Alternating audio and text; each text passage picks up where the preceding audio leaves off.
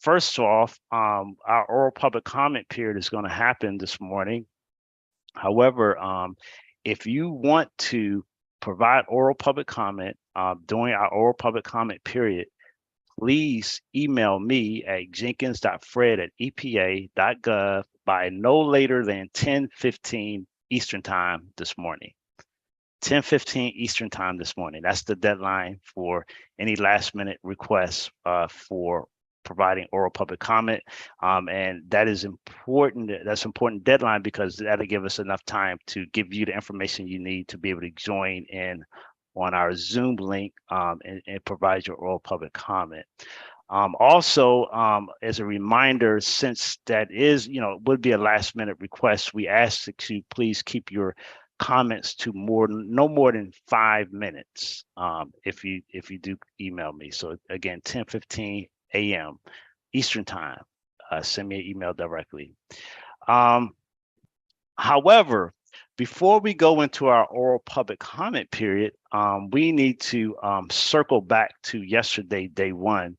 If you recall, day one entailed EPA providing their presentations to the E-Manifest Advisory Board. The purpose of day one is to make sure that the board is fully informed in order to appropriately address the charge questions. At the end of day one, we got an email from one of the board members asking for more clarity in regards to one of the charge questions. So the team, EPA E-Manifest team, has agreed to circle back from day one to now and address that request from it was Jennifer Hopper and some of the other members copied on that request. So and we have to and we're doing it this way because, as I always say, we are in a fishbowl. We have to be completely transparent for the public record. So I'm going to ask Jennifer Hopper to E-Manifest board member to basically ask your request to EPA, so we will in turn provide clarity. And I asked a member of the E-Manifest team to address that request. Once that's done, there'll be one last opportunity for the board to do a Q&A with the agency to make sure you are fully informed with all the information you need from the agency to help you address the charge questions. Once that Q&A closes, then we will go into the public comment period. So that means we might not exactly start the public comment period at 10:15 a.m. It depends on how quickly you all finish this last bit of circling back from day one. So with that, I'm going to ask First, I'm going to do introductions, right? Yeah. I'm sorry, Carolyn. So with that housekeeping note, I'm going to pass you over to Carolyn, our Carolyn Hoskinson, the director of Office of Resource Conservation and Recovery. She's also the delegated chair of the Manifest Advisory Board. She's going to do a roll call of the board. We just have to ensure that we at least have quorum of members. Carolyn. All right. Thank you, Fred. So as Fred said, I'm Carolyn Hoskinson, Director of the Office of Resource Conservation and Recovery at EPA. I'm excited to kick off day 2 of our meeting. And with that, I will ask our board members, just like we did yesterday, starting with Lauren Ancona, to just say that you're here and pass it to the next person on the list on screen. And once we know that all the board members are here, then we will move on with our agenda. So Lauren, can you kick us off? Yep. Hi, I'm Lauren Ancona. I work with the U.S. General Services Administration, and I am a government representative, IT expert member of the board here. Terry Bear, I'm with the Arizona Department of Environmental Quality. I'm here as a state representative. Jason Hoxford, I'm serving as a state representative member with the Minnesota Pollution Control Agency. I'm Jennifer Hopper with the Maryland Department of Environment. I am also a state representative member. Good morning. I'm Tevfik Kosar, professor of computer science and engineering at the University of Buffalo, and I'm an IT expert member of the board. Hello, I'm Angie Martin with Heritage Environmental Services, and I'm an industry representative member.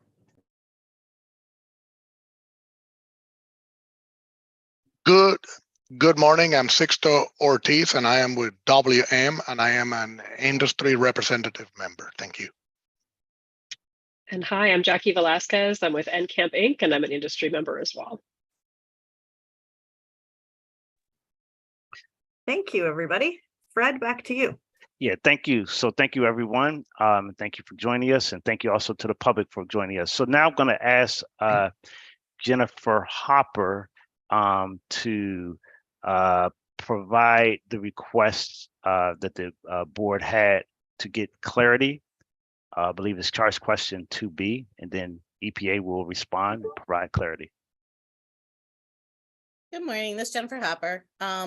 As we were reading through the charge questions, charge question 2B reads that, what is the board's opinion about EPA's input to user fee formula, especially with respect to how the agency estimated unknown factors? Unknown factors was not really discussed. Can you clarify or elaborate on what you mean by that?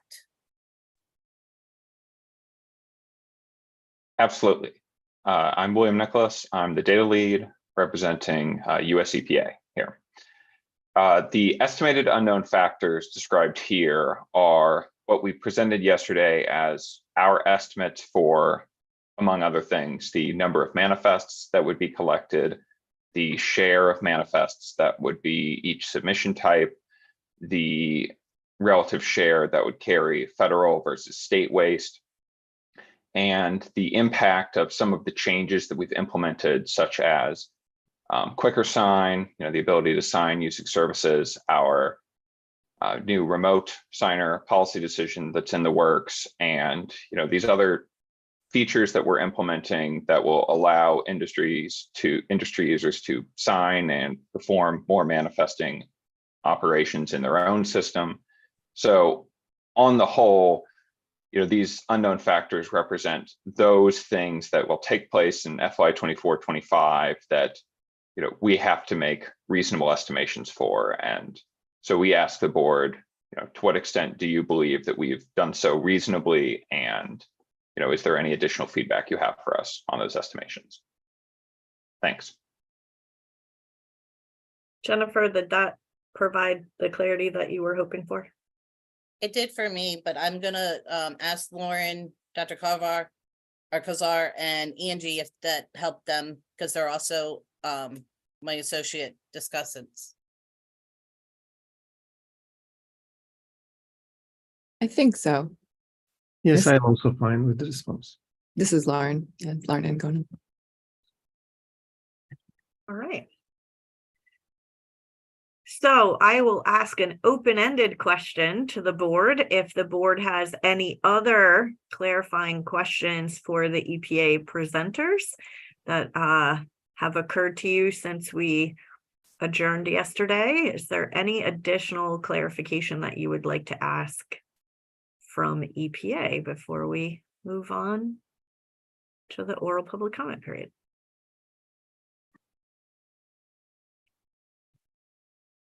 I see no hands raised. So Fred, turning it back to you. Okay, thank you so much. So we are going to officially move on to our oral public comment period. We have only one oral public commenter that registered to participate in the oral public comment period. His name is Mr. James Williams from ETC. I believe, James, you're the executive director of ETC. That's correct. Correct. Okay, great. So James, thank you so much for signing up to provide oral public comment, and I'm going to pass the microphone over to you. Thank you. Thank you, Fred. Good morning, everyone. As Fred noted, my name is James Williams, and I serve as executive director at the Environmental Technology Council here in Washington, D.C. For those of you who are not familiar with ETC, I believe most of you are, but I do know that we have at least one new advisory board member, so I will go through the spiel. ETC is the leading trade association that represents all commercial firms that provide technologies and services to customers for recycling, treatment, and secure disposal of industrial and hazardous waste. ETC member companies own and operate a wide variety of commercial operations, including spent solvent distillation, used motor oil, refining facilities, metals reclamation units, mercury recovery from fluorescent lamps, wastewater treatment plants, collection and transfer stations, secure landfills, and obviously high temperature incinerators, and a variety of other facilities for the management of industrial and hazardous waste. Due to the nature of their business, ETC member companies are major users of the e-manifest system. Many ETC member companies have worked closely with EPA during the development of the e-manifest system, continuously providing the agency with guidance and insight from an industry perspective. This collaboration between the agency and industry has continued over the years and continues to this day. As Fred pointed out, I serve as executive director, so I would like to express our appreciation for this opportunity to testify on EPA's e-manifest program priorities and user fees for FY 2024 and 2025. While both the industry and EPA desire to achieve the goal of an fully electronic manifest, unfortunately, we see the pathway of achieving this goal differently. During the October 22 advisory board meeting, the agency acknowledged that more than 85% of all manifests are submitted using the data plus image option. Under the FY 2024 and 2025 projections, the agency indicates that 6.5% of manifests will be electronic, 82% will be data plus image, and 11.5% will be image upload. ETC companies have made substantial investments in IT and training to implement the data plus image manifest system, because EPA's fully electronic manifest has proven overly complex and impractical. The data plus image manifest allows generators and transporters to use a paper manifest until the waste shipment reaches the TSD facility, which then uploads the manifest as a data file to EPA's system. An image of the paper manifest with the generator, transporter, and TSDF facility signatures must accompany the data upload. To transition from the data plus image manifest to an electronic manifest, we have urged EPA to allow industry systems to capture electronic signatures rather than a wet ink signature on the paper manifest, which would eliminate the need to upload an image.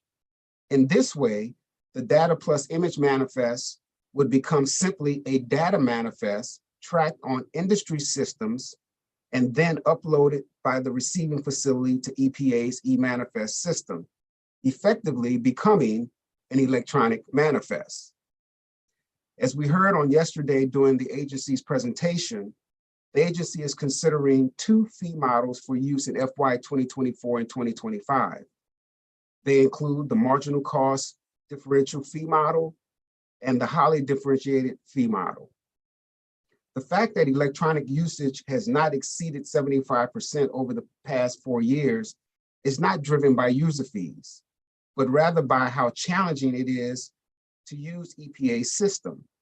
On page 12 of the white paper, EPA notes that in its January 2018 user fee final rule, the agency would initially implement the marginal cost differential fee model and then might shift to the highly differentiated fee model if electronic manifest usage had not reached a 75% adoption rate after the 4 years of e-manifest system operations.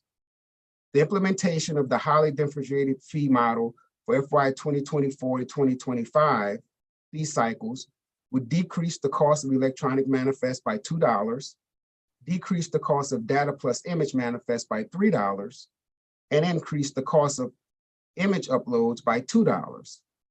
as detailed on page 35 of the white paper. It appears from our perspective that EPA is reducing the cost of electronic manifests under the highly differentiated fee model to encourage greater use of the electronic manifests. We do not believe this will increase electronic manifest usage. Given the high rate at which industry uses the data plus image manifest, EPA should work to improve upon this option. It is not user fees that discourage industry from using the electronic option, but instead the lack of ease and functionality of the e-manifest system. Additionally, one of the major roadblocks that was discussed yesterday by some of the board members is that the agency faces the hurdles of the Department of Transportation Hazardous Materials Regulations, which still require that a paper copy of the manifest accompany the shipment of hazardous communication. As a result, it will not be possible to completely eliminate the paper manifest.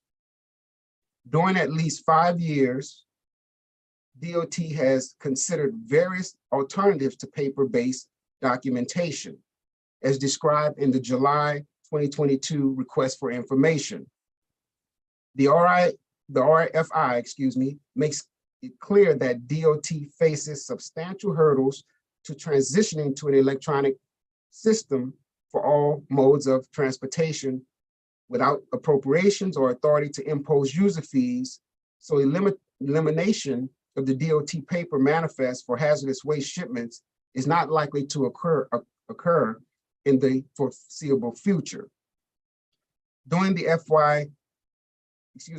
October 2022 advisory board meeting, we expressed these concerns with the agency and the advisory board in our verbal testimony, as well as in our written statement. The white paper on page 10 states, based on input from the board and the public, the agency will continue to coordinate with our partners at DOT to ensure that our programs are sharing information and building towards a more streamlined future. While we appreciate the agency's willingness to work with DOT, whatever coordinate efforts EPA is referring to needs to be pursued in earnest. I think it was pointed out by one of the board members yesterday that EPA seems to be not willing to provide additional information on the communications that they're having with DOT to address this issue. Therefore, we respectfully request more information as to the progress that EPA and DOT is making in this regards. It must be stated once again that the DOT situation is a major obstacle to achieving a fully electronic manifest. Before concluding, I want to take this opportunity to further express our opposition to the daily batch upload option that EPA presented in October of 2022 at the advisory board meeting. Under this option, TSD facilities would be required to provide a daily batch upload of every initial manifest and all manifests that are updated or electronically signed in transit until the final manifest is uploaded at EPA's e-manifest system. Industry systems for manifest creation and handling do not immediately capture electronic manifest data at the point of shipment initiation and at each change of custody transfer. Therefore, daily syncing of all in-process manifests with the e-manifest database would not yield the manifest shipment information that EPA desires. In order for industry systems to perform this daily syncing of all manifest data, it would require extensive and costly programming of industry systems, and in the end, will provide little benefit overall to the parties involved in the waste shipment transaction. As a result, the daily batch upload is not workable as proposed, and moreover would not persuade users to transition to a fully electronic manifest. We view this as just another obstacle to reaching a fully electronic manifest. Given the high usage of the data plus image option, we encourage the agency to work more closely with industry to implement the data no image option to become the electronic manifest system. With that, I would like to again thank the board and EPA for the opportunity to testify today and I'm happy to respond to any questions that may be presented. Thank you.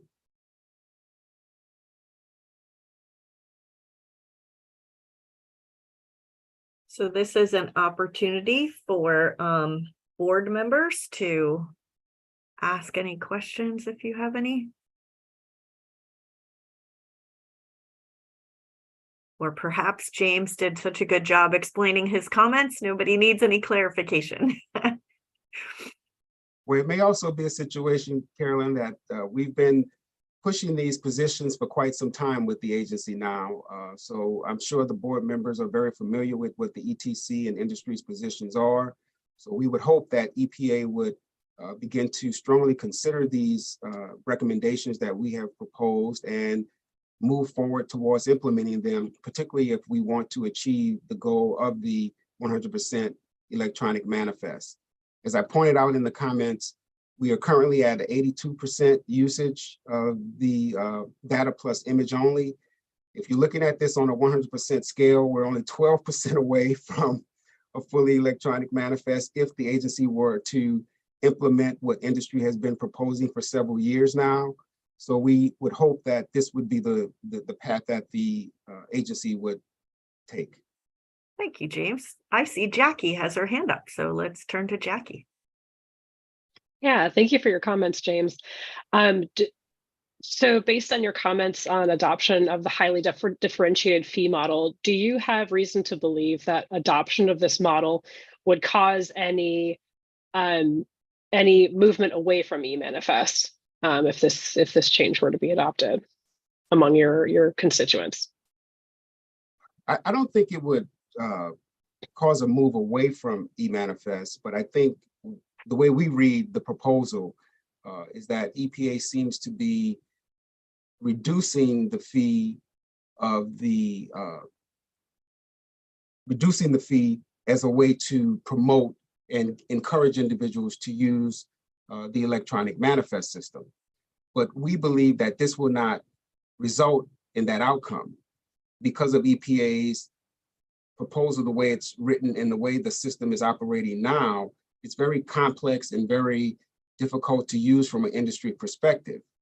Allowing the e-manifest to take place, the process to take place on industry systems, and then uploading on the back end with the signatures provided to EPA's system on the back end, we think is a more feasible approach.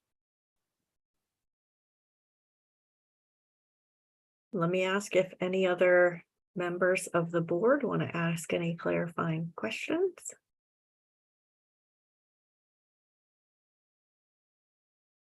I'm creating that awkward silence to see if anyone raises their hands.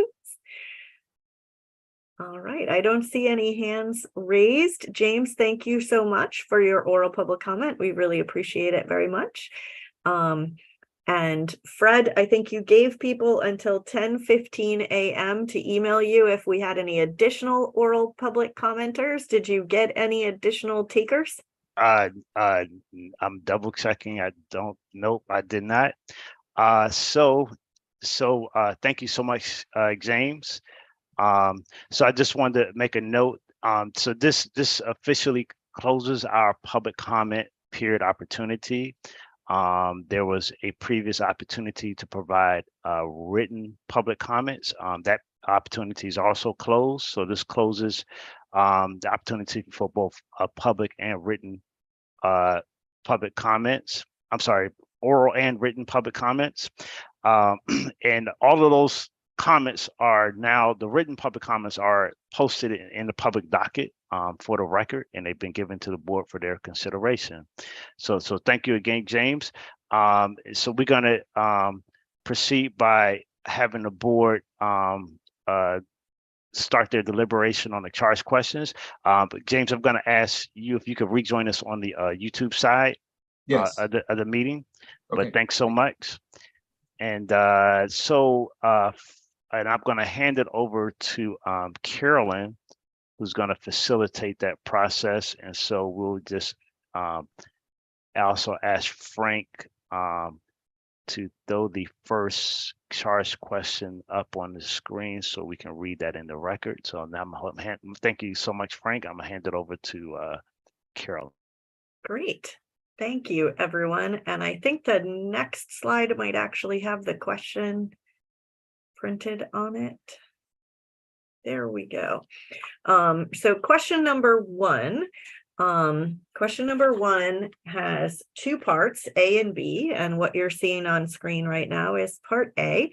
Question number one says, EPA seeks advice from the advisory board on the agency's priorities and its budget regarding stakeholder needs and overall objectives. So I'll read that one more time. EPA seeks advice from the advisory board on the agency's priorities and its budget regarding stakeholder needs and overall objectives. Part A of the question asks, what feedback does the advisory board have regarding EPA's proposed program priorities and budget for the upcoming FY 24-25 cycle? We're going to start by hearing from Jennifer Hopper as the lead discussant. And then after Jennifer, we have two associate discussants, Terry Bear and Angie Martin. And then I will turn to the rest of the board after Jennifer, Terry, and Angie share their thoughts to see if other board members have any additional feedback they want to add. So first to Jennifer.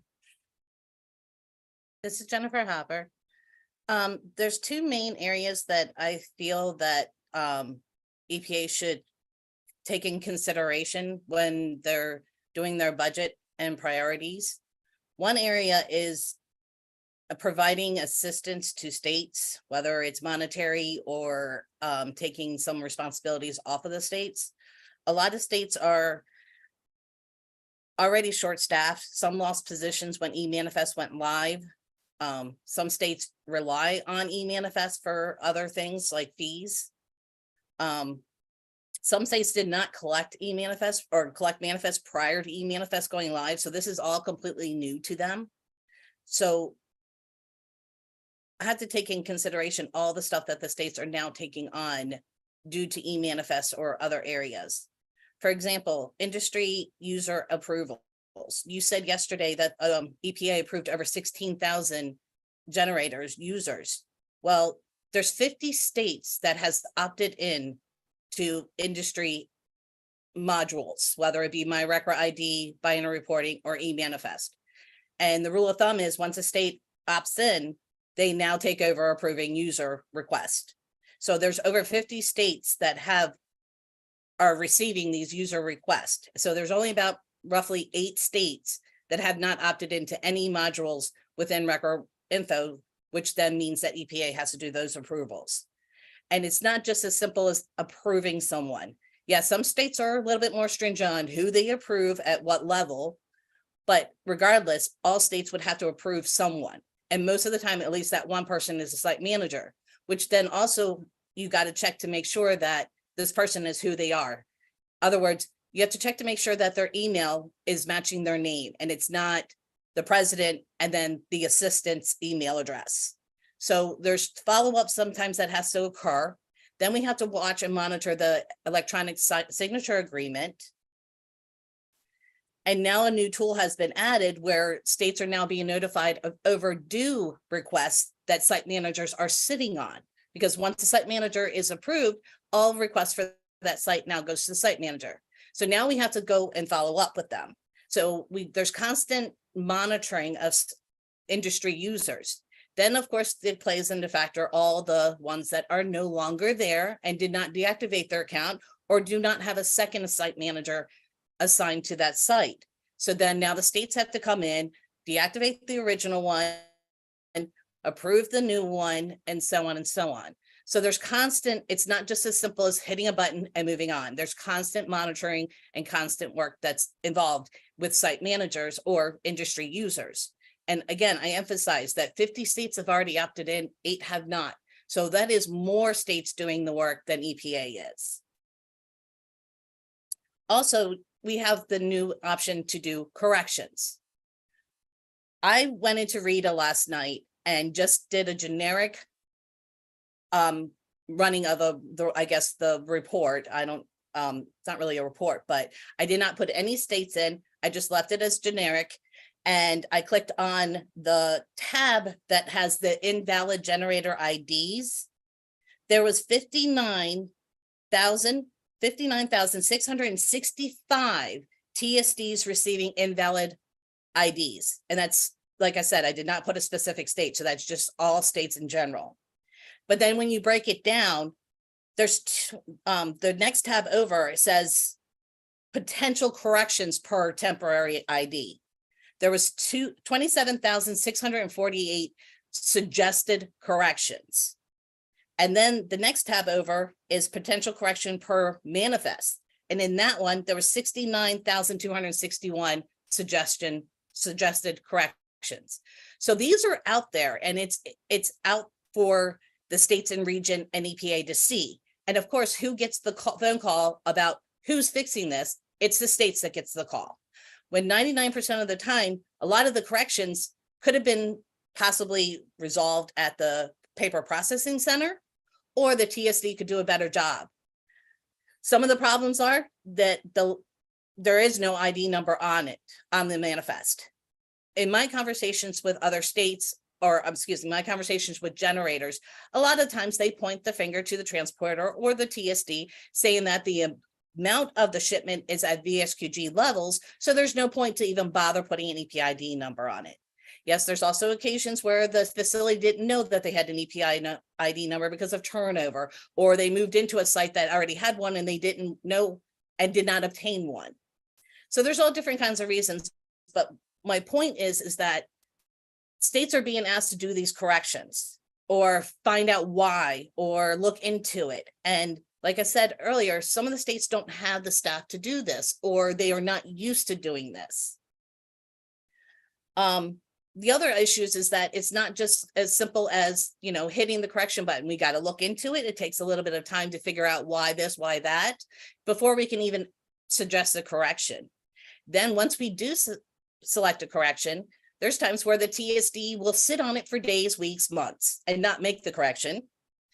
There's times where the TSD don't agree with the correction suggestion and flat out refuse to make the changes.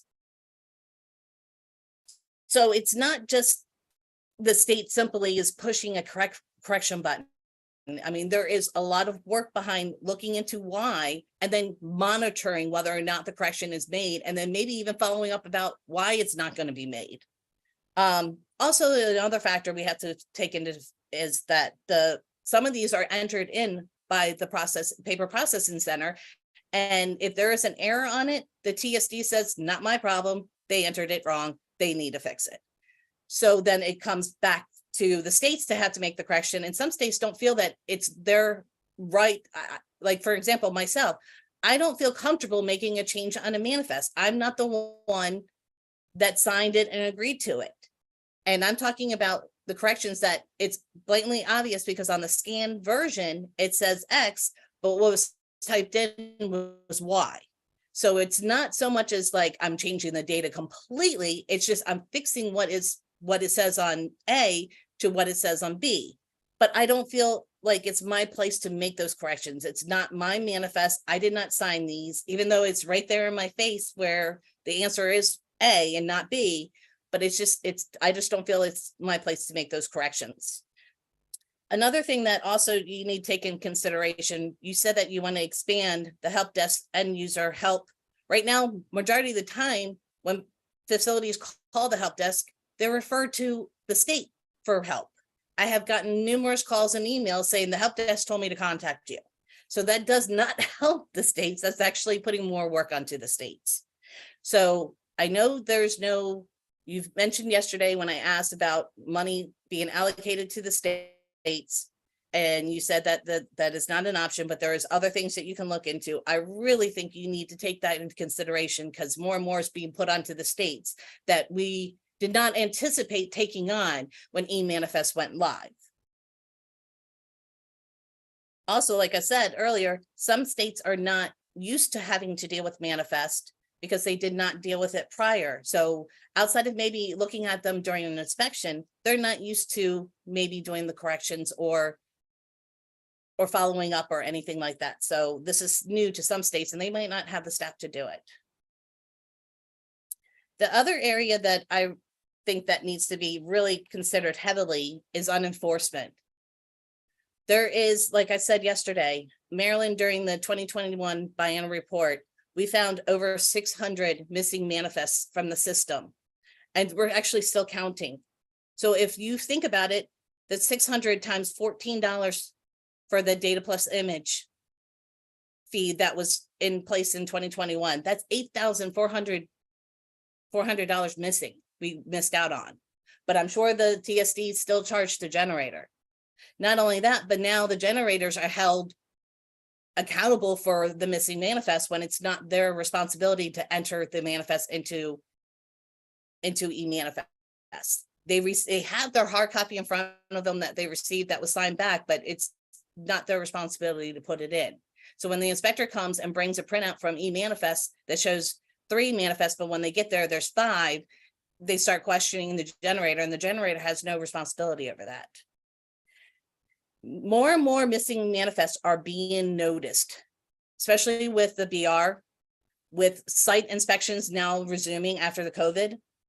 And also the backlog is now being caught up. In the beginning stages when eManifest went live, there was such a huge backlog. So of course, there was no way to verify if a manifest was missing or not, because you just assumed it was in the backlog. Well, the backlog is almost gone. I know there's still some, but as more and more are being put in or not put in, more and more it's being noticed more and more that they're not there through other means. So it's kind of one of those situations that, what are you going to do about these missing manifests? Obviously, if it's not there, we don't know about it.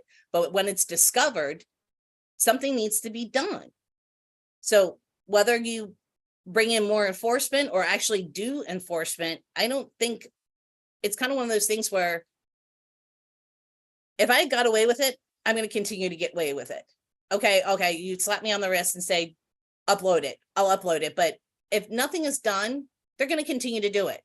But yet when an inspector goes to a generator and does an inspection and they don't have a label, they don't have a lid, they get penalties, they get SNCs, they're held accountable. So why aren't we holding the TSDs accountable for not loading manifest or loading manifest incorrectly?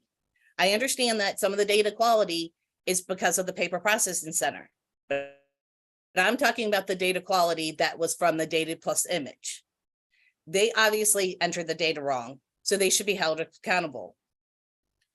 Also, the ones that are not willing to do the corrections, there is some reasons why, and it might be legit, and then there's others that they just don't want to. So they need to be held accountable for this, because the more they're held accountable, the more the data quality will improve. Data quality has been the biggest issue since day one. A lot of states have problems with data quality because they are charging fees. And if there's a missing manifest, they're missing fees. If the manifest is entered incorrectly, they're charging incorrectly and might have to end up issuing refunds or backtracking. So data quality is very important. So if we don't do enforcement on data quality, it's never going to get better. Also, you mentioned yesterday about the homemade manifest. If they get away with it and get just a little slap on the wrist and says, no, you're not supposed to do that, they're going to do it again. The more enforcement that is done, the less violations occur. And we all know that when we do site inspections. But why aren't we doing the same or holding the TSDs accountable on e-manifest? In some of my conversations with other states, with other generators, they point to transporters and TSDs sometimes. And those, unfortunately, 9 times out of 10 do not reside in the same state as the generator. So the state is helping the generator try to fix their manifest through the either transporter or through the TSD, but they are not in the same state. So that state does not have authority over them once it gets to a roadblock. They're kind of stuck. You can just ask, suggest, and request, but if they refuse or don't respond, there's nothing that state can do because it's not in their state. I've had one TSD told me, you don't have authority over me because you're not in my state. If you have a problem, call the state that I am in and have them deal with me. So that's just, it makes it even harder for states. So again, if enforcement is done, then more and more TSDs or transporters are going to start following the right path. I asked yesterday about the processing paper center, and if they come across an issue where, for example, I tried to explain yesterday where the EPID number is valid, but does not belong to this address or the site that is on the manifest if it pops up. And from what I understand, it does, but they can override it. Well, it's kind of one of those things where, why are we solving the problem after the fact when we have the problem in front of us and we can solve it then? I understand the processing center has to get these in a specific time frame, but maybe we can look at ways of maybe flagging it and then passing it on to somebody else that can follow up on it and maybe provide the corrections, instead of it being entered as is and then falling on the states to end up fixing it when it was already noticed in the beginning. So that could also help the states with the data quality and lessen some of their burden. So there's things that can be considered for the paper processing center to maybe help lessen the burden, since they're the first ones to get the data and they have the issue right in front of them. So that's something else to consider. That's pretty much what I have for now. I'm going to pass it on to Terry. Thank you, Jennifer. Terry Bear, ADQ. Jennifer, I mean, really hit the nail on the head with everything that she covered. I do want to start with first, thanking EPA for all the work that you guys have done. I mean, it hasn't gone unnoticed. All the user experience that you've taken into consideration and feedback from the board over the years is appreciated. With that being said, I think, the remote signer, the quick sign feature, expanded help desk, all those things that you talked about are great and moving towards the right direction. With that said, we consistently hear year after year about the DOT coordination problem. I don't know how much of a percent that represents for some of the industry. I know when I used to do lab packs, we always had an availability to make a copy or print something out. So, so I'm not sure what the percentage is, but it does continue to be a recurring theme. And I think until it gets formally addressed, and it needs to be moved up in the priority, to say the least. Additionally, as Jennifer just laying out, states have been using enforcement for years to make sure that the quality of the data on manifest submittals was happening. And it seems like EPA has missed that part. And I don't quite understand why, because when I joined the board, one of the earlier discussions is with the EPA was so adamant that Chrome Air was a needed functionality of the e-manifest for particularly the enforcement aspect. And I remember we even brought up about that we can't ever think of it from a state representative perspective. When have we used an individual as a person we've gone after, for enforcement on a manifest? And yet we don't have any enforcement mechanisms. And as you mentioned, you've got a large amount of these submittals that are in error. Now, as I mentioned yesterday, that those could be, I think, bucketed into two different categories, if you want to consider like significant versus, minor. But I think that really needs to happen. I feel like that the hope is that we're going to get to fully electronic and it'll just kind of work itself out. And so, if it's electronic, then those won't be a problem. Well, I think the data is showing over, since 2018, that industry is not going to move to fully electronic until it's extremely cost effective for them or they're forced. So kind of like you pulled away the paper. So I do think that enforcement needs to be much more considered in your approach. I do understand that may require rulemaking. And since you're going into the third rulemaking as your proposed program priority, that might need to be an aspect that you consider. And then finally, as Jennifer mentioned, the availability for states. Arizona has seen a 2% reduction on our WICR grant year over year ever since I joined the state since 2016.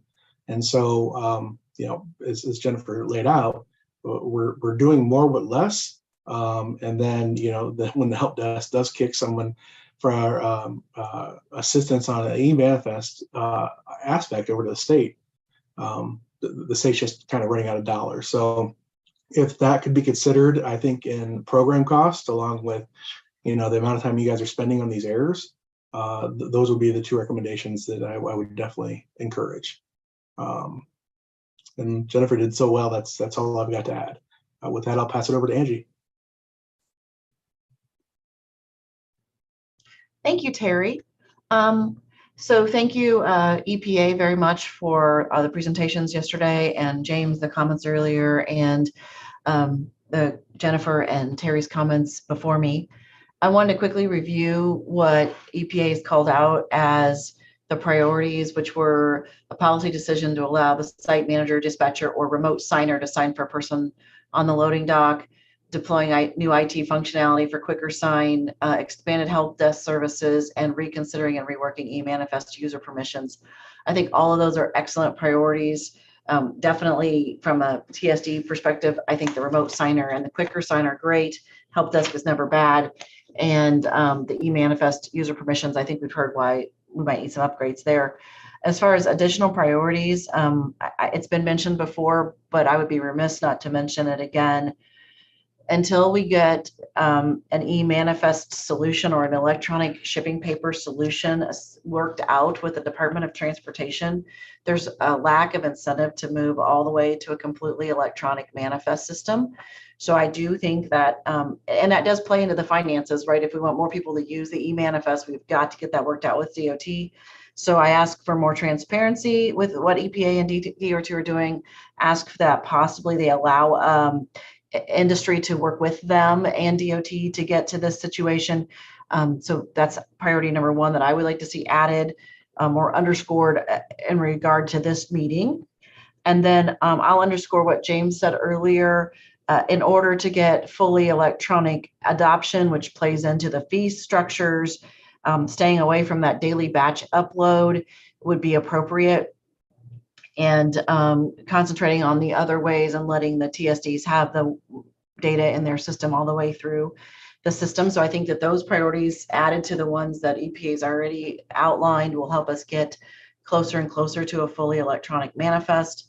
And while I have the floor, a couple other things that I want to point out that do keep us from having a fully electronic manifest is potentially figuring out if we can do the one-time LDR electronically, and then also the labels for the containers still require to have the manifest number on them, which does kind of work against the fully electronic piece where you're still possibly providing manifests, because I don't think people are standing there writing the manifest number on the labels for the shipments. So if we could maybe possibly address those two things as well. And with that, that concludes my comments. And I'm checking to see who the other is. That does Sixto have the floor after me, Carolyn? You're the last. Oh, I'm the last one. Okay. Associate discussant, but any other board members now who want to add any additional feedback beyond what Jennifer, Terry, and Angie have already shared? Any board members have any additional feedback to share? I'm watching for any raised hands.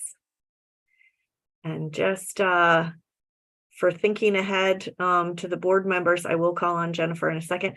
Thinking ahead for the board members, this will be the routine. After every question, we will hear from the lead discussant, then any identified associate discussants, then I'll open it up to the whole board to share any additional feedback. And then after the board is done with any feedback they want to share, I will turn to EPA to ask any clarifying questions, and then we'll move on to the next question. But Jennifer has her hand up. So Jennifer. I just would like to ask Jason, as a state representative, what his feelings or thoughts are about having the states do more and more with less. Thanks for tying me in, Jennifer. I do have some comments here that I wanted to deliberate on here a little bit. Being a fellow state representative and working a lot with e-manifest data, RCRA info, binary reporting specifically. I made mention of this yesterday, and I do echo a lot of the sentiments that Jennifer and Terry elaborated on with regard to doing more with less. Minnesota has definitely felt that same burden. I mentioned this project yesterday, but our Region 5 representative sent us a list of, EPA ID numbers that were not associated with a manifest, or a manifest not associated with an EPA ID number, to the tunes of thousands of manifests. Now, some of those were on Minnesota's plate due to some challenges we have internally with our system. We're not opted into my RCRA aid, so we're still issuing EPA ID numbers through Minnesota. So there's some data issues that exist there, but it's a lot easier for the state to line up a legitimate EPA ID number with a legitimate EPA ID number when we're having to go in and look at, as Jennifer alluded to, individual manifests, looking at the uploaded version, trying to read the chicken scratch ourselves. It's pretty laborsome. We're not able to do Excel formulas to line these up to identify true and false issues within them, and having to manually go in and do that is a considerable more amount of time than looking at a manifest with a legitimate ID number, a legitimate address, and being able to use technology to our advantage to do that. That's just one example of a recent project Minnesota worked on that, again, it was 300 sites that we had to go through manually and do this, just very laborsome. And I think a lot of this has to do with, whether it's the data plus image upload or just the image upload. I think improvements to those systems to catch those issues on the front end, writing additional criteria into some of the technology associated with the data image or data plus image upload would be beneficial to states if this burden is going to be put upon us with limited resources. I know Minnesota has, the MPC actually predates the EPA by several years, and that's not to say that Minnesota is better or anything like that, but just we've been managing hazardous waste in the state for a long time, have a long history with it, and I know our program has shrunk significantly over the last couple decades. So it's definitely limited. We're trying to get additional state funding to complement that, but I think it would bode well for Minnesota to even get more traction internally within the state if we were getting that similar support on the federal level and in the grants that we do receive and are grateful to get from EPA. I do want to acknowledge what EPA has done with the e-manifesting system, and it's encouraging to hear about improvements that are coming down the road, things that are being done on the industry side, especially to try to improve the ease of it, such as the quicker sign. And I think that's something that I wanted to highlight, and also just thank the EPA for all the presentations and all the information and answering all of our questions yesterday. Thank you, Jason. Let me pause for a moment to see whether any other board members want to add any additional comments on charge question 1A. Jennifer. I'm going to turn around and ask the industry representatives how they feel about taking on more, I guess you could say, responsibilities on ensuring data quality when entering these manifests, and what their opinions are if enforcement is handed down.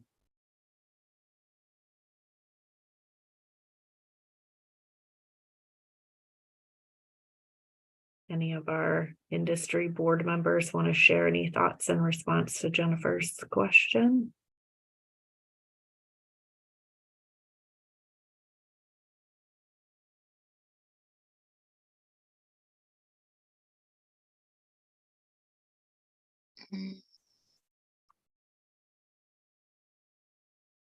Anyone?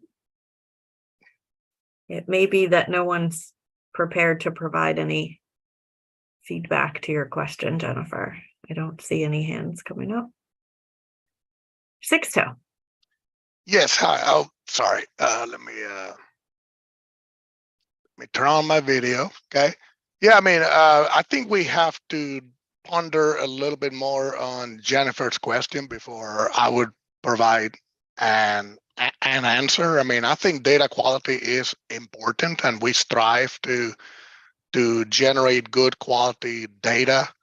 But just like everybody else, industries resource constrained as well, and we have less people doing more and more jobs. So, the instances where you might have typos or maybe oversights related to data entry, I mean, do occur from time to time. And I can speak for my company that whenever we are approached by the state or by the federal agency, like the Paper Processing Center, for example, to correct something, we take it seriously, and we make sure that is done to the very best of our ability. So, we realize it's a problem, and you want to ensure that the system has the highest quality data that it can. And I think we all see that as a common goal. So I would add that maybe enforcement resources are also constrained, and we should ponder whether enforcement on data quality type issues is really a good use of those resources, just because they are also constrained. And we want to ensure that and enforcement is used to chase real things that can result in environmental harm. So those are my thoughts. Thank you, Sixto. Any other board members? Angie? I'll go ahead and answer thoughts on the enforcement. While I understand there's always a place for enforcement, I always encourage cooperation and education before we resort to enforcement. And I agree with Sixto in that we should prioritize where the enforcement is in our mission to protect human health and the environment. Thank you, Angie. All right, I will ask again if any other board members have any additional feedback on charge question 1A. And once I pause for a minute and see if anyone raises their hand, if I see no further hands, I will turn to EPA to ask if EPA has any clarifying questions for the board on the feedback you've heard. I don't see any board hands, so let me turn to EPA. Steve, are you speaking on behalf of EPA here? Always speak on behalf of the EPA. Yeah, this is Steve Donnelly. I do have a clarifying question with regards to sort of discussing more amongst the state members and also the industry members and all the members, just about more specifically, how could help desk services, like what are some of the ideas you're thinking about when it comes to help desk service? Like, how would you sort of see the mechanics of that working, especially when it comes to sort of understanding that, yeah, you don't get more with less, you get less with less. So, having EPA headquarters do some of the more repeatable tasks, especially on the state level or on the industry side, how that could go into some of the proposed work we'd be doing with that help desk. Anyone want to share any insights in response to Steve's question?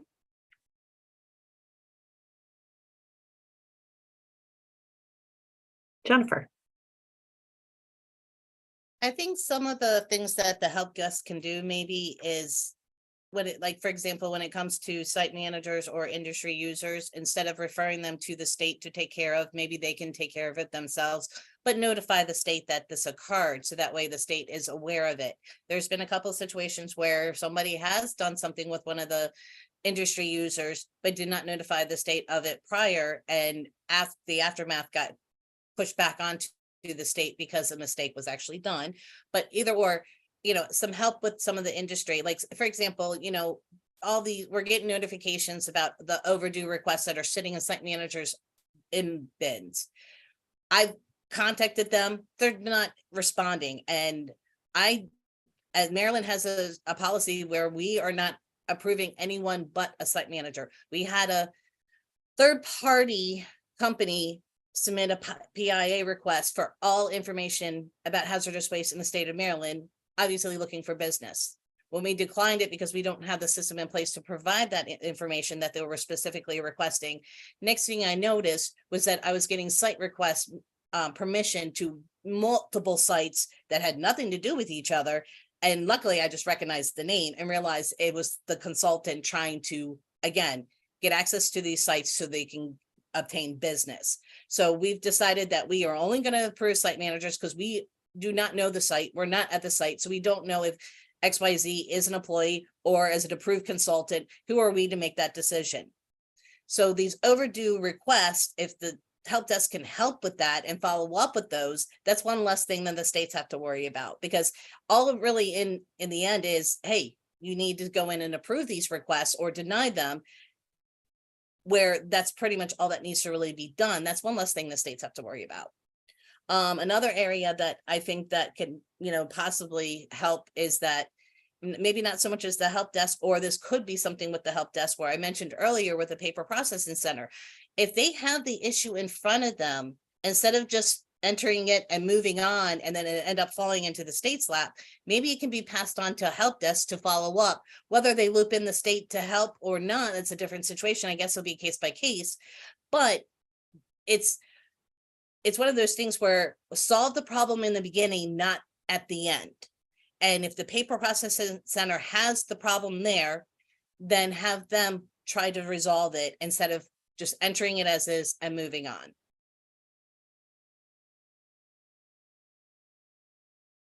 That's all I have for now.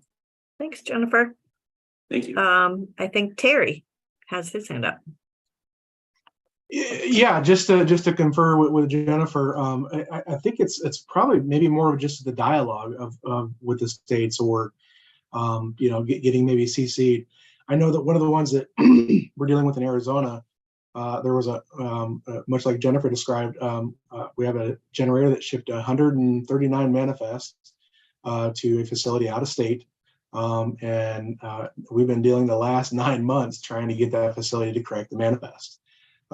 It had a valid EPID number, but it did not match that site. The address was totally different. And so now it's been in limbo, it's hard, because that resulted in that facility not be able to get their BR corrected, and it became a domino effect. So that would be the feedback I'd have from Arizona is just that dialogue, understanding of working with the help desk, partnering together. Thanks, Terry. Jason. Yeah, I think from Minnesota's perspective, I can't say that we've experienced a lot of interaction with the help desk related to e-manifest. I know we've had some, but I guess my question would be, what would increasing those means look like? I don't see a ton of, I guess in my experience, Minnesota just has not had a lot of interaction with the help desk. So I don't know if requests are just coming directly to us because we're listed we have state contacts listed on the RCRA info website for myself and another individual. So I guess when I hear about expanding the help desk abilities or increasing staffing for it, I guess it's a little unclear for me what exactly, and I could have asked this question yesterday, but I guess what exactly would be expanded upon. So I think kind of to echo Terry as well as Jennifer is just additional dialogue, more dialogue. I do agree with Jennifer that not every request needs to come to the state from the help desk. Not that it necessarily does, but if the situation can be dealt with at the get-go, then I think Minnesota would certainly support that and appreciate knowing if EPA. We work closely with the EPA RCRA inspectors of Region 5. They let us know when they're coming to Minnesota.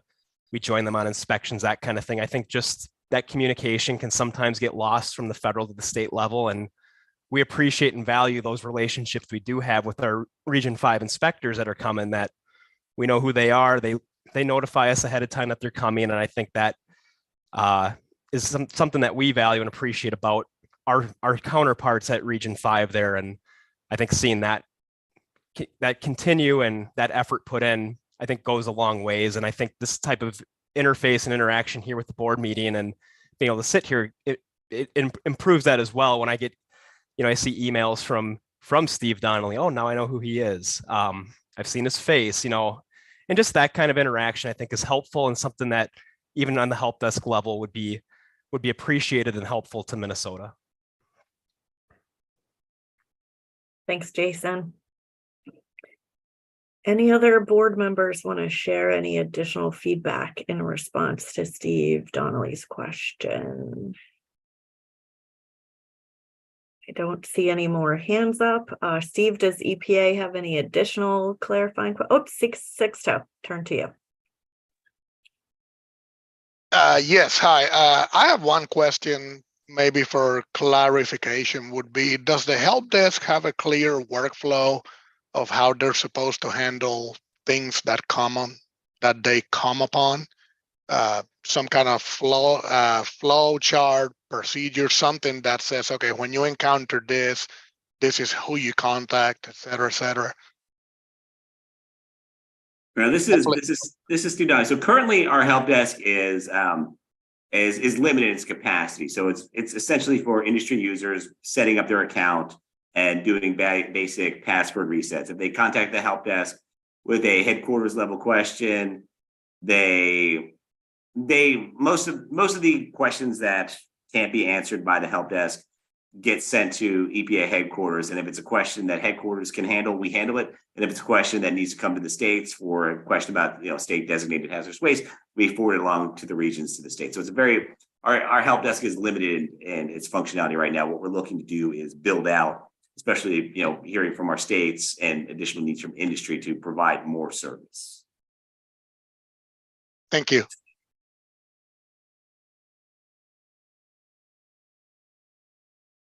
All right. Steve, does EPA have any clarifying questions in addition to what you've already asked? Just checking. I do not believe we do not have any clarifying questions at this point. I am looking to see if there are any additional hands up that I missed. I don't see any more hands up.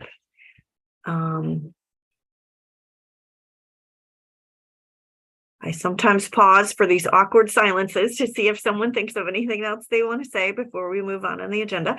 So on our agenda, we are scheduled to take a break at 11:15.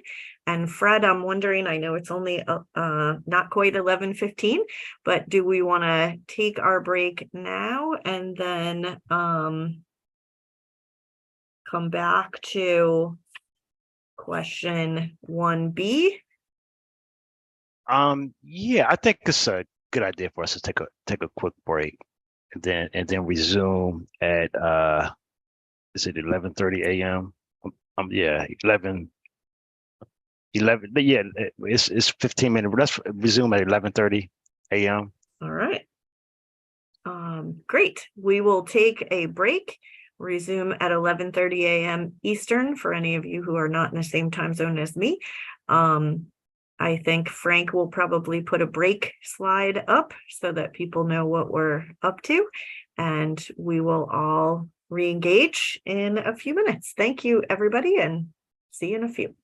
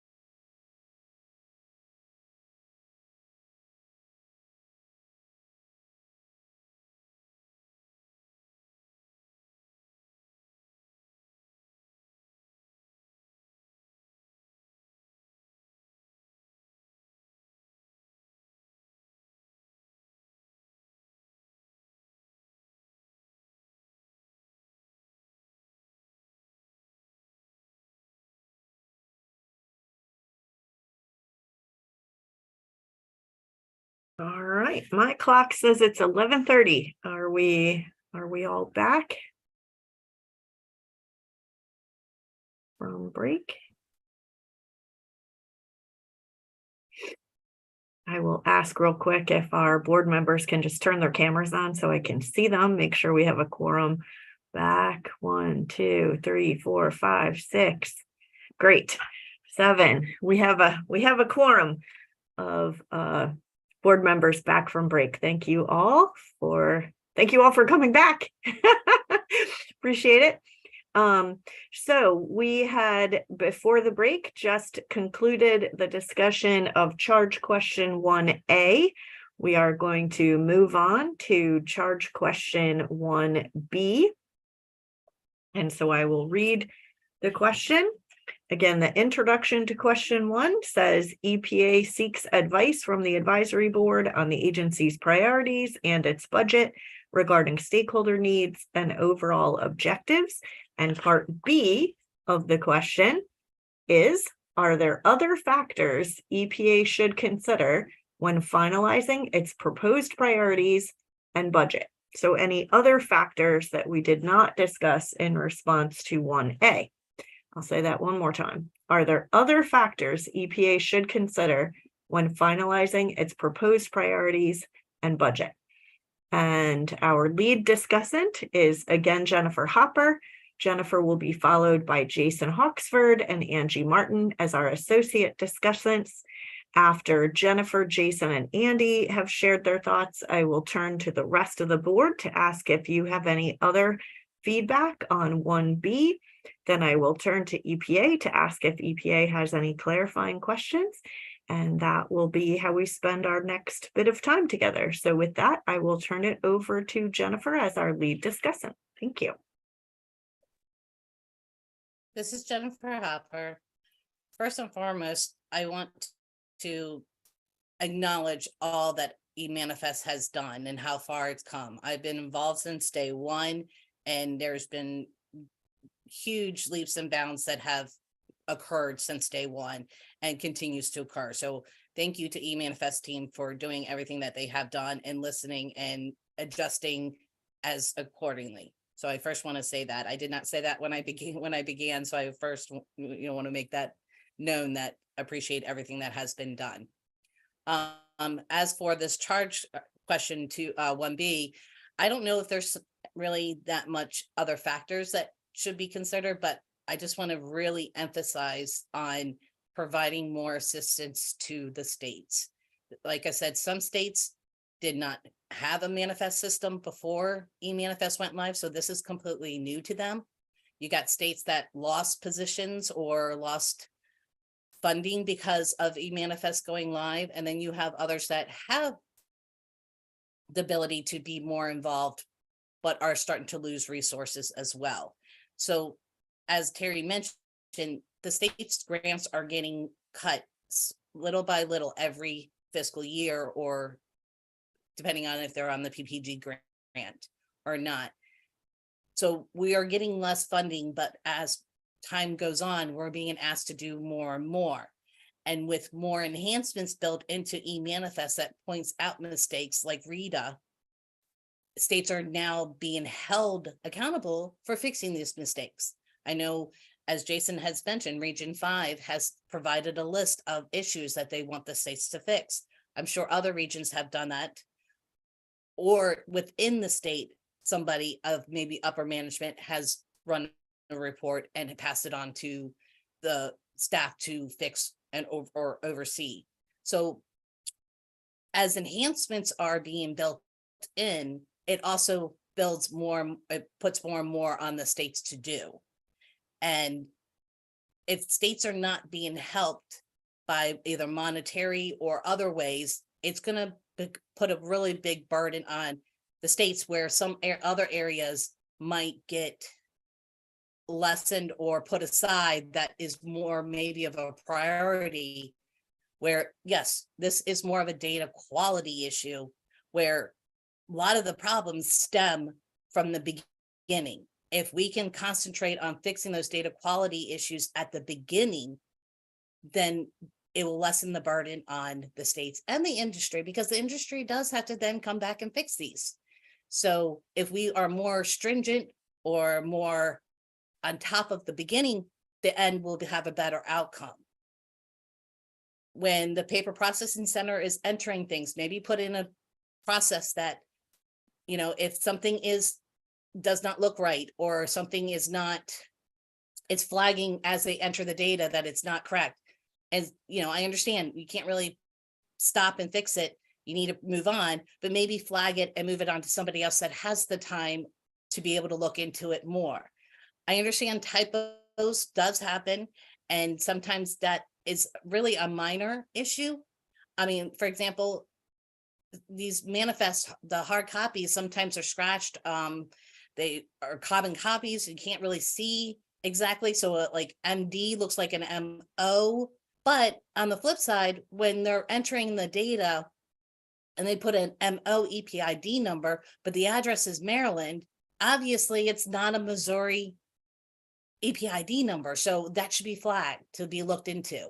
Or, as I used before, the EPID number is valid, but it doesn't match the site information that is on the manifest. So maybe go, you know, enter the data, move on, but flag it for someone else to maybe look into.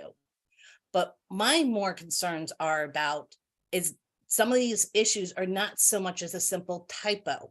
They are blatantly different than the hard copy version and versus the data that is actually entered. When you look at the hard copy and it says, you know, St. Louis, that's not a good example, but it's where the address is 1800 Washington Boulevard on the hard copy, but someone entered in 1800 Monroe. That is a big problem. It's not a typo. You know, that a typo to me is they use the O instead of a D. So the data quality really needs to be handled at the beginning and not at the end on the states to do, when it can easily be fixed on the front end.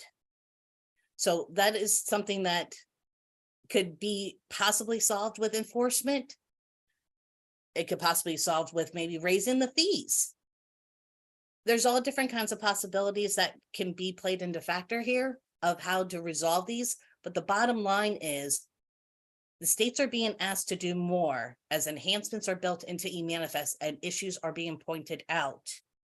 And it is a burden on the states to do when most states do not have the staff or the funding to do this. Perfect example, like I said earlier, when I ran Rita this morning, there was 59,665 TSDs receiving invalid IDs. That's a lot. It's not just a couple hundred. That's a lot. So there obviously is a data quality issue. Now, some of them are because the facility did not put their EPID number on it and they had one, whether they knew they had one or not, or the quantity on this manifest was at VSQG levels, so there was no point to use it. It doesn't matter. The bottom line is that there is obviously a data quality issue and it has a dominoes effect, puts more burden on the states. It puts a issue on states that charge fees because they have inadequate data. Or what about the missing manifest? If there is no kind of enforcement on that, we're going to continue to miss out on fees, and states are going to miss out on fees as well. So those are main two things that, you know, needs to be looked at, that I think that outside of any other factors is lessen burden on the state or more help for the states and enforcement. The last thing I want to say is that your help desk expansion question, I thought about some of it during the break. There's only 3 state representatives on here and 3 industry representatives. This might be something that needs to go out beyond the advisory board. So something that maybe a SWAMO could help out on, or ETC can help out on, but I think it needs to go beyond the board for possible suggestions as well. That's all I have. So I'll pass it on to Jason. Yeah, thank you, Jennifer. One thing I wanted to bring up to the board as another factor that was actually mentioned in one of the written comments provided to us to review It was a much longer comment, but the one part I wanted to highlight out of it was integration of the e-manifest with the biennial report. This is something that I know Minnesota, we actually provided formal comments to in relation to, a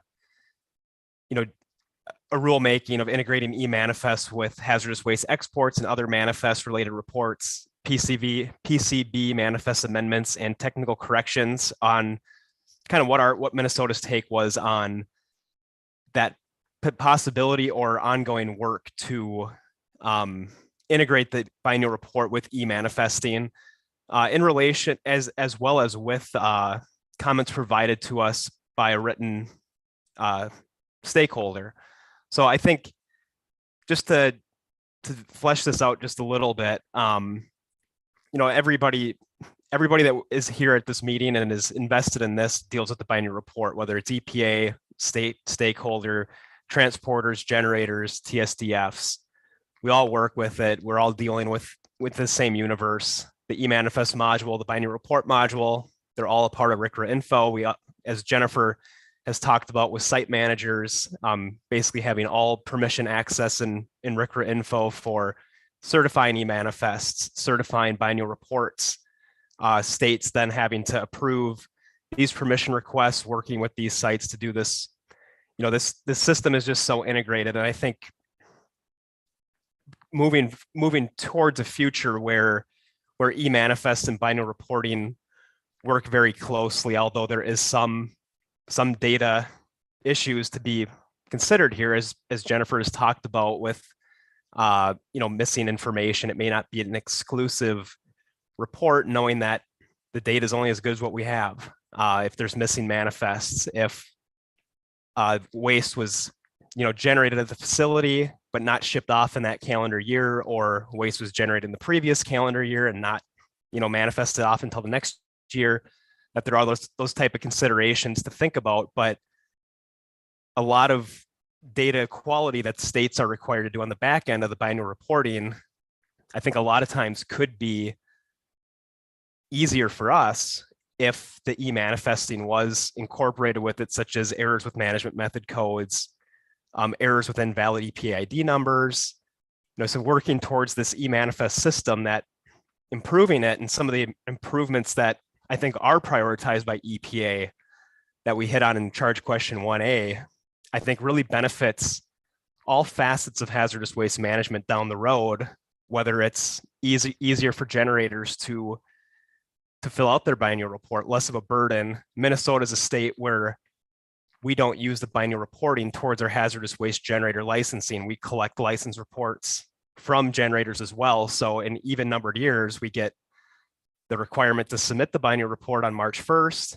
And then we have another deadline later in the year to basically submit the same information for us to use for licensing purposes. So I think I see a huge benefit for that integration moving forward, and in simplifying the process for generators, TSDs that are required to submit the biennial reporting, those same entities that are transporters but aren't necessarily required to submit that. And then, easing the burden on the states of just another tool that for Minnesota is relatively burdensome in those reporting years. As we understand, we're collecting this data, but for Minnesota, we also collect another license report in those same years that we do use for licensing and fees.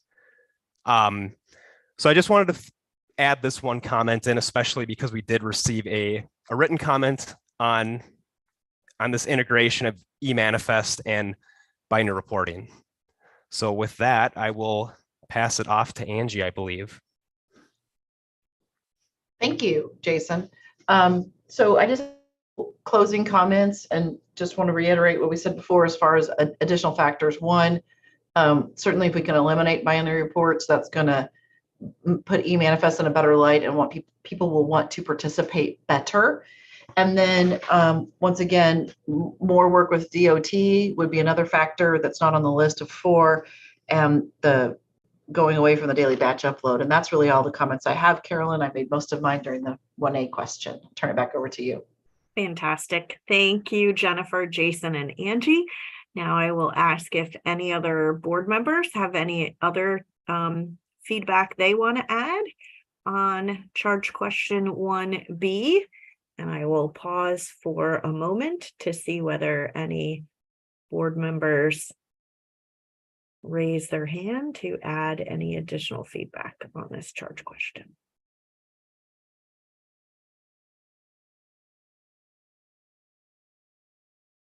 I am not seeing any hands raised, so I will then turn to EPA to ask if EPA has any clarifying questions for the board. Steve? We do not have any clarifying questions. All right. Well, then we got through charge question 1B quite quickly. Thank you, everyone, for your feedback. Appreciate it. We will move on to charge question 2. And charge question 2, the overall question says, EPA seeks advice from the advisory board on EPA's proposed user fees for the upcoming FY 24-25 cycle. And part A of that question is, what does the board think about EPA's projections for manifest volumes and types for the FY 24-25 user fee period? Should the agency consider any adjustments? For this question, Sixto Ortiz is the lead discussant. Sixto will be followed by Terry, Jason, Tavik, and Jackie. And so I will first turn it over to Sixto as our lead discussant.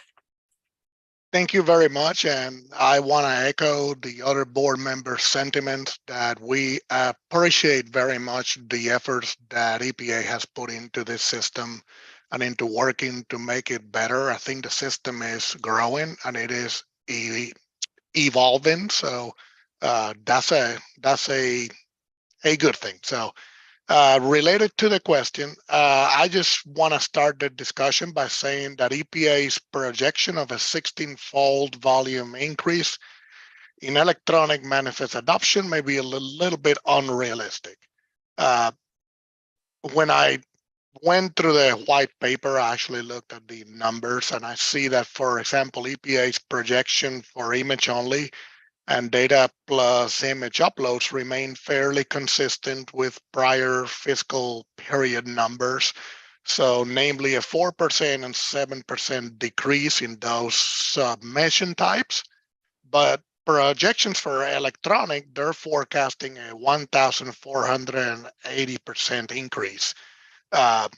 So I guess my first question or my first thought would be perhaps these projections need to be revised a bit. The white paper does state that EPA does not see any significant regulatory changes that could bring significant changes to manifest volumes. So perhaps EPA should consider that. And I would also like to understand how EPA came up with the estimate that 20% of single transporter manifest transactions will be fully electronic. I think I would like to understand more how EPA came up with that number. And with that, I will turn it over to Terry. Thank you, Sixto. Terry Bear, ADQ. So yeah, I have very similar concerns. I think if nothing else, what we've learned over the last 4 years is that industry is not sold on e-manifest. So I think the projections, the fact that in 4 years we still are less than 1%. I mean, what was the estimate? 0.4% is where we're at right now. So to get to 6.5, yeah, I applaud you for reaching for the moon, but I don't see you getting there, not without significant policy changes and stuff as Sixto already alluded to. The fact is that we continue to hear that the DOT is a blocker, and then obviously the industry is finding challenges and systems that they've already developed that have worked for years and trying to integrate into EPA. I think that you need to focus more about shifting the image upload, the 12.5% and moving that all to data plus image. I think that would be a better focus for your FY 24-25. And if you're able to move the needle on the electronic completely, that's great. But just like you phased out the paper manifest, I think you need to focus on more about phasing out the image upload and getting to it data plus image. And then then the next push is going to be that final phase. But that would be my recommendation, because to go from 0.4% to 6.5%, I don't see it happening in 2 years. And with that, I'll pass it on to Jason. Thanks, Terry. Jason Hoxford, MPCA. I have to echo the sentiments that Sixto and Terry already discussed, and in looking at historically what the usage of e-manifest has been, or at least the numbers of fully electronic manifests compared to the data plus image and just the image upload. And yeah, I echo especially what Terry said about putting a stronger focus on getting away from the image upload and moving those facilities towards the data plus image upload. I think we're going to see hopefully that's going to come with some data quality improvements that some of the states have expressed having challenges with, of illegible manifests. And I just do not see, based on kind of what we were presented, how that is going to jump up that significantly, though it is still a small number of the greater whole of 6.5% of, I think, the 1.5 or 1.8 million manifests that are forecasted for, which seems to be pretty consistent, jumping up to that 6.5%, despite I know EPA referenced yesterday that they believe that some of this could be increasing based on discussions they've had with industry. But yeah, I think focusing on the information we do have versus what we don't have, i.e. the data image upload itself. So with that, I will pass the floor to Dr. Kozar. Exactly. Yep. Thank you, Jason. I also would like to echo what other board members said, especially considering since its launch in 2018, the adoption of electronic manifest usage has been unfortunately between 0.3, 0.4% flat. And there has been even a slight decrease in the usage of electronic manifest between 2021 and 2022. So just a few months ago, during October 22 meeting, EPA stated that, directly reading from the white paper presented by EPA in October 22 e-manifest advisory board meeting, at the current usage rate, the estimated timeline for the EPA to receive 100,000 cumulative electronic manifests is still well over a decade. So that's basically the expectation based on historical statistics. It would take around 10 years to reach 100,000 electronic manifests. And of course, this statement was made to make another point. EPA has been taking serious steps to increase the adoption of electronic manifests. We know that. But which is not clear is, since October 22 meeting, which specific steps that EPA has taken would potentially lead to this sharp increase. So we don't really see that very clearly from the information presented to us. So we definitely would like to see 15 times increase as projected. So that would be really great. But provided by just looking at the provided information, I don't really see this is very realistic, and I see that very optimistic. Thank you. And next is Jackie. Thank you. Yeah, without repeat. Sorry, this is Jackie Velasquez with NCAMP.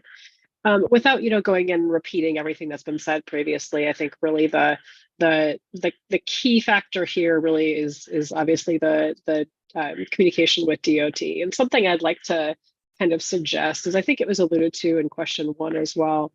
Potentially looking at maybe maybe having a pilot of a couple contributors from industry, a couple TSDFs, maybe a couple LQGs that do regularly ship via one transporter to maybe some larger disposal facilities. If a pilot group could be pulled together to work on that, to work on the fully electronic adoption, I think not only would that could result in a significant number of manifests going to direct electronic, but it could also result in some really excellent learnings. Because right now when we talk about electronic manifests, I'm sorry, sleeping David who's fussing. When we talk about electronic manifests and we're trying to kind of pull learnings and figure out what industry needs, it can be difficult with just because of the really small number of adoption at this point. So I think if we could pull together maybe a pilot group from industry to work on that fully electronic adoption in coordination with DOT, I think that would be a very positive move. I do appreciate what EPA has done with in terms of getting quicker sign passed. That's been obviously very helpful and a big piece of incentivizing that adoption. But I think that's all I have for a comment right now. Thank you so much. Jackie, thank you for multitasking and providing us input at the same time that you're dealing with other things. I really appreciate it. So that is what we heard from our lead discussant and our 4 associate discussants for question 2A. I will now open it up to the rest of the board to see if any other board members have additional feedback that they want to share. Any other board members? Angie. Thank you very much. And I so miss those little baby noises. They're so amazing.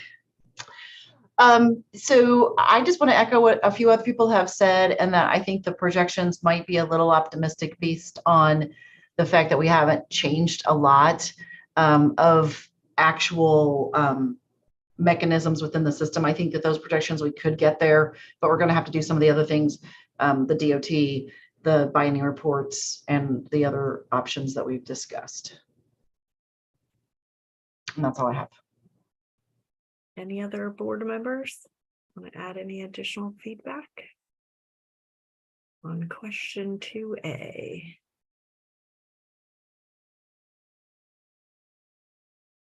I don't see any hands raised. I will turn to EPA to see if EPA has any clarifying questions for the board on the feedback that we received. Steve? This is Steve Donnelly. We do not have any clarifying questions. All right. Looking at the time of day clock, the meeting was scheduled to have a lunch break at noon. Fred, I'm wondering, do we want to take that lunch break before we start question 2B? Yeah. I think we should give everybody a lunch break. Thanks so much everybody for moving so productively, getting us ahead of schedule. But I think you all deserve a lunch break.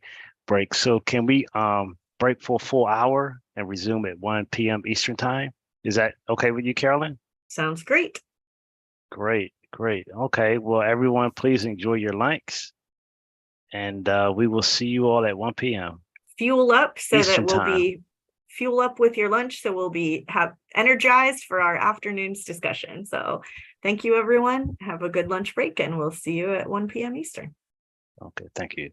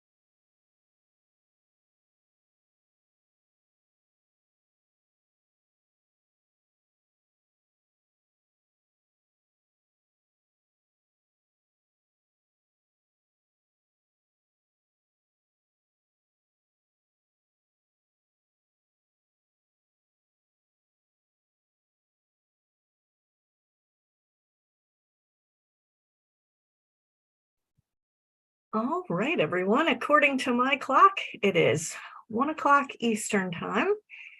I'm going to ask the board members if they've made it back from lunch break, if they would turn their cameras on so I can make sure that we have a quorum. 1, 2, 3, 4, 5, 6, 7. Great. Yay. Thank you all. Appreciate everybody coming back after lunch. I hope you got something to eat and are ready for a continued discussion this afternoon. Fred, do you have any announcements for the group before I kick us off with charge question 2B? No, I don't have any announcements. Welcome back from lunch. Fantastic. All right. So before lunch, we talked about 2A. So now we're going to talk about 2B. And to remind everyone, question 2 says, EPA seeks advice from the advisory board on EPA's proposed user fees for the upcoming FY 24-25 cycle. We already talked about part A. Part B asks, what is the board's opinion about EPA's inputs into the user fee formula, especially with respect to how the agency estimated unknown factors? Our lead discussant for 2B is Jennifer Hopper. Jennifer will be followed by Lauren, then Tavik, then Angie. So I will turn it over to Jennifer. This is Jennifer Hopper. I think a lot of this discussion in 1A applies to this part as well. I think that as you defined what unknown factors were in the beginning of today, was that the number of manifests projected, the submission types, the federal waste versus state waste, the quick sign, and other enhancements. I think those are good things to take into a factor, but you also have to take it one step further, that it's already been discussed here that, you know, the goal is to go fully electronic, where it doesn't seem that what the fees are is enticing to the industry because of other factors, entice them to go more electronic. So I think some other unknown factors that you should take in consideration is maybe, as you know, discussed in question 1, is maybe the enforcement side of things. Now, enforcement does not have to necessarily mean penalties, but maybe fees can incorporate a little bit of the fact that data quality is the biggest problem, and maybe hiring the fees to incorporate and entice them to do more data quality is a possibility. Other than that, I think you're always going to have an unknown. There's always going to be something that's going to pop up. I think you captured most of the common unknowns, but I think you need to take it a step further and look at it as some of the attitudes and views of EPA is not necessarily the same as the industry side of things. And that's who the fees are geared towards. And by lessening the fee of going fully electronic is not an enticing necessarily for them to go fully electronic. Not only that, but you also take in consideration that the TSDs are putting these fees into the bill for the generators. So they're already recuperating their cost. So it's not really a loss for them. So that's, to me, as another unknown factor. I don't really have much else to say. I'm going to pass it on to Lauren.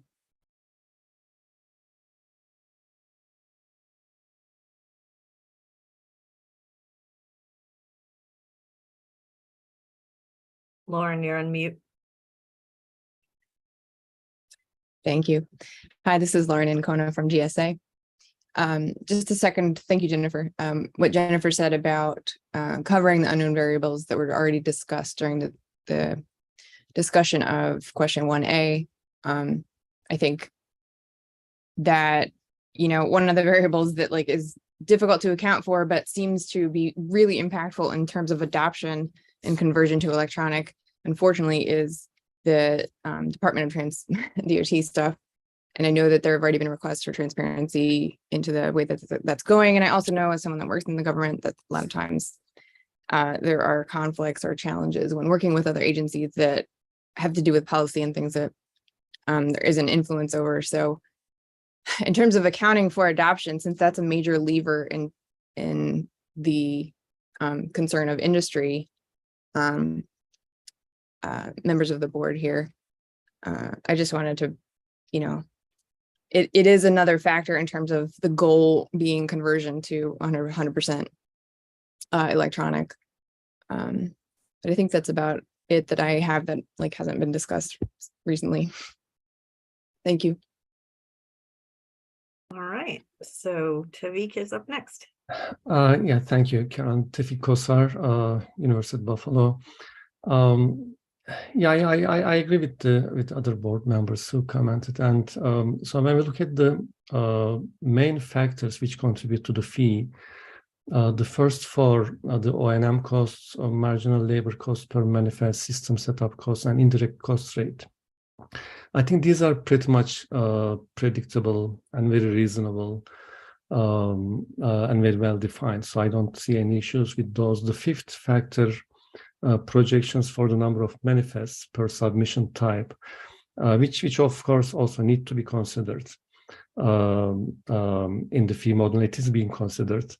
But the one issue with that component is whether the projections are accurate enough or not, correct? I think that's one consideration.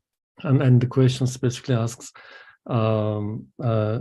specifically about the agency estimated unknown factors. I think this component is the major unknown component. So basically it is, we can say, impossible to correctly predict it 100%. And we know the agency makes the best efforts to try to correctly predict it to a certain extent. I am wondering whether the agency can be more proactive in reaching out to communities. Maybe this is being done, but I just don't know. It may make sense for the agency to reach out to different user communities and asking about their plans for the next 2 years in terms of their transitioning from one manifest type to another manifest type. So that can potentially increase the accuracy of the predictions. I'm not saying this is not being done, but probably maybe it is done, but I just don't know. I'm just making a comment here. Thank you.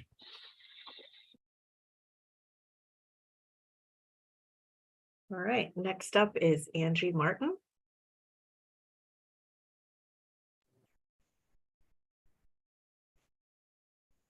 Thank you. Sorry, my video, this is Angie Martin, my video, I'm having a hard time, there we get on. I think that EPA's inputs to the fee formula are okay. My only concern, once again, is the validity of the estimation of those unknown factors like the quantity of manifests. And that's really my only comment for this particular question. All right. Thank you, Angie.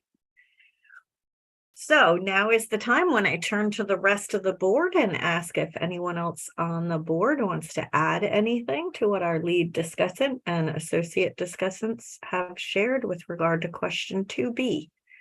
Any additional input from the board? Jackie. Thank you.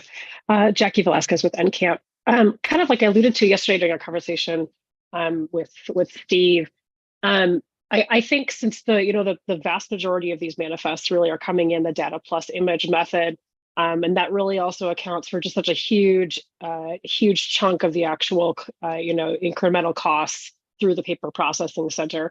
I would be really curious to see EPA kind of do an analysis of what the error types are and where the actual workload is really being assigned within that process. I think by there could be some real kind of process improvements here and cost reductions if we look at maybe trying to get to those either those worst offending industry types, worst affecting activities, types of waste, TSDFs, that type of thing. If we can kind of start targeting those and maybe thinking about how we can reduce error types in those areas. I think that would be something interesting to look at maybe in a future meeting.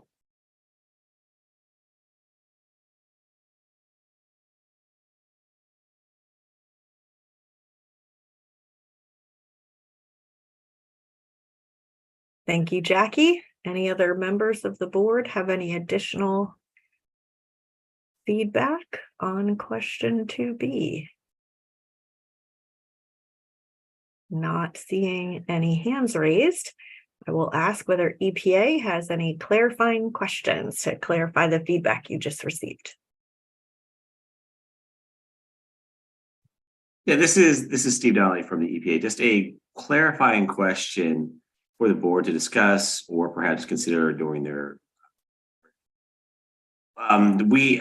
We were sensing some hesitancy about 6.5% of the manifest being electronic. Do you have any thoughts on a number other than 6.5%? Okay. Any board members have any feedback for Steve?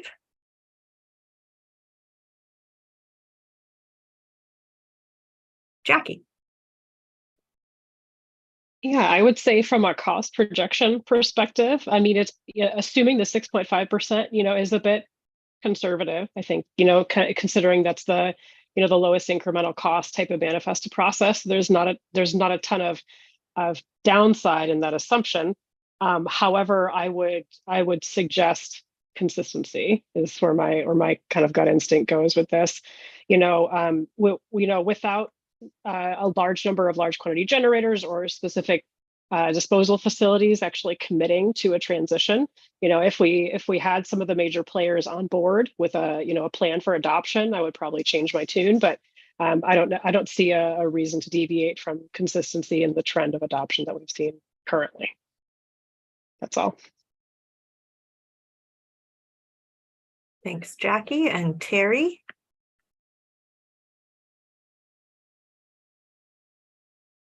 Sorry, I didn't unmute. Terry Bear, ADQ. Yeah, I mean, with what we've seen, what the last 4 years has produced, I would encourage that. I think maybe 1% is probably more realistic, and focusing more on moving that data to the data plus image, and so focusing on drilling that number down to a less than 1% to get to the other. So that would be the recommendation I would have, is that for these next 2 years, is that if you can get to 1%, great, with some of those user enhancements that you're doing. But really, I think until you address the DOT and the BR that's been previously, I don't see it going anything higher than that, honestly. And that's why I think the focus should be more about moving, just like you did with the paper, moving away from the image only and moving those to data plus images. And then once you're dealing with those two buckets, then you can really start to figure out how you want to squeeze that balloon to try to migrate more to that fully electronic. And that hopefully would give you the time to address those aspects that you've heard that are really being sticking points for industry. Thank you, Terry. 610. Okay, let me yeah, I think I would echo most of the thoughts here. Is the fact that if you somehow discontinue or discourage the use of the image only uploads, I think that would be a big victory for EPA, because you will get rid of a lot of the labor that comes into transferring. Because I mean, whether you're transferring from an actual piece of paper or from a picture of a piece of paper, I mean, you're still having to do a lot of work when it comes to transferring that information into an electronic system. So I think maybe trying to move away from that data submission type would be a very good victory for the system. And I think it's something that EPA should consider. Thank you. Thank you, Sixto. Terry, your hand is still raised, but I think that's from the comments you already made. So I'm going to turn to Jennifer next. Thanks, Terry. This is Jennifer Hopper. I went back into the white pages on page 6. You have the breakdown of the percentages. And in 2018, it was 0.27. In 2019, 0.27. 2020, 0.33. 2021.43 and 2022.41. So we haven't even reached really over a 1%. So with the notion of going 6% is a really incentive that is, I think, unrealistic, especially with all the factors of that has been mentioned with DOT and facilities not interested because of the encumbrance and the difficulties with e-manifest that ETC mentioned on his public comments. So I think that it's a little bit of a steep for 2024, 2025. Future-wise, maybe not, but I think it is looking at the trend from the last couple of years, we haven't really reached 1%. So I think it's a little bit steep. Thank you, Jennifer. All right, Steve, does EPA have any additional clarifying questions for the board?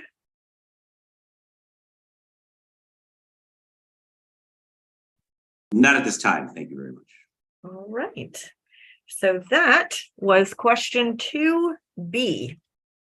We will move on as Carolyn tries to turn her piece of paper to the next page, to question 2C. So remember, the base of charge question 2 is EPA seeks advice from the advisory board on EPA's proposed user fees for the upcoming FY 24-25 cycle. And the C part of question 2 says, given that the current electronic manifest use is well short of the EPA's projected 75% adoption rate after 4 years of system implementation, what is the board's thinking on whether EPA should shift to the more aggressive, highly differentiated fee model to set the fee schedule for the FY 24-25 fee cycle? Our lead discussant for this question is Sixto Ortiz, who will be followed by Terry, then Tavik, then Jackie. Sixto? Thank you. Sixto Ortiz, WM. And I'm just going to express some thoughts here to kick things off. So shifting to the more aggressive, highly differentiated fee formula is warranted because the statutory language clearly allows for this change to be put in place if the electronic adoption rate is below 75%, which it clearly is. The issue with the application of this is that even using it does not result in an electronic manifest fee that will sway adoption to electronic, because we're only seeing a $2 decrease for electronic manifesting. Also, the predicted fees show a $3 decrease for our data plus image. So in my opinion, that further incentivizes the use of that particular methodology. So at the end of the day, I'm just not sure if this fee structure, even with the application of a highly differentiated fee structure, will increase electronic adoption. And with that, I will turn it over to Terry.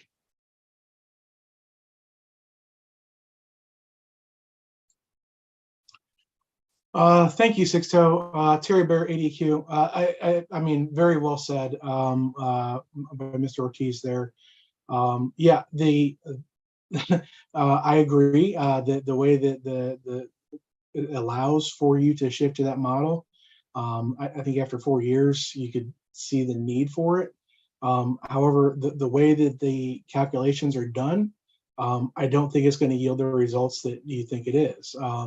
As Mr. Ortiz already said, it almost incentivizes the largest group, the data plus image, because now they're going to have a cheaper rate, so even more of an encouragement to not go electronic. So I know that we had said in prior board meetings that the electronic almost has to get down to like $1, $2, and the others need to go the opposite way if you're to try to encourage the adoption through a reduction in cost. But with the way that it's currently outlined, I think that direction is warranted. It just obviously the formula does not give that incentive. And with that, I'll turn it over to Tafik.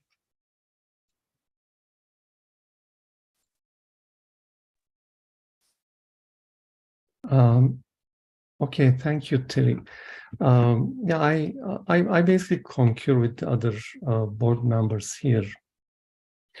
So first of all, I think EPA should definitely shift to more aggressive, highly differentiated fee model, considering especially the electronic manifest adoption has been almost flat between 0.3, 0.4% level for the last 5 years. So I think it is warranted, as the previous board members pointed. So one basic motivation for this is, of course, the marginal cost differentiated fee model keeps the fee for the electronic manifest at the same rate as previous cycles. So it would not help with incentivizing further adoption of electronic manifest usage. So one question here is whether or not to switch to more aggressive, highly differentiated fee model, but the question is how aggressive that fee model should be, especially in the near term. So we can potentially discuss in the next question as well, but I just would like to make a quick point here. Since the proposed fee model definitely makes a lot of sense in the long term, but in the short term, and especially for the next maybe 1 or 2 years, which I believe is crucial in the adoption of the electronic manifest, I think we need an additional incentive for the electronic manifests. I will just say it here and then I will leave it, since I think we will discuss it further in the next question. Thank you. All right, and Jackie? Yeah, Jackie Velasquez with Camp. I mean, I agree. I don't need to, repeat everything that the previous discussants have mentioned. The one thing I will highlight, I think, is looking at if you're looking at just the pure kind of markup of your marginal cost here of each of the manifest types, the electronic, is still the one that we'd be charging a pretty significantly higher amount to the actual marginal cost of I think what we talked about goes into that 35 cents, which is, data or internet outages and setting up people in the system, that type of thing. So I know, this isn't necessarily part of the question, but I do think, if lowering that electronic fee even lower, like was mentioned previously, $1, $2, something like that, potentially could have a positive impact with a slightly lesser impact on the entire cost of the entire project here. But I would say my opinion is yes, move to the higher differentiated fee model, since that's that's called for based on the adoption rates at this point. Thank you, Jackie. And so now I will turn to the rest of the board. Any additional input from board members on question 2C?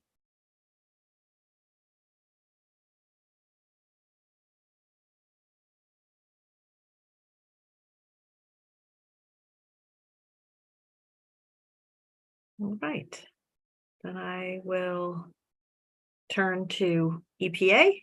Any questions for the board? This is Steve Donnelly. We do not have any clarity. Okay.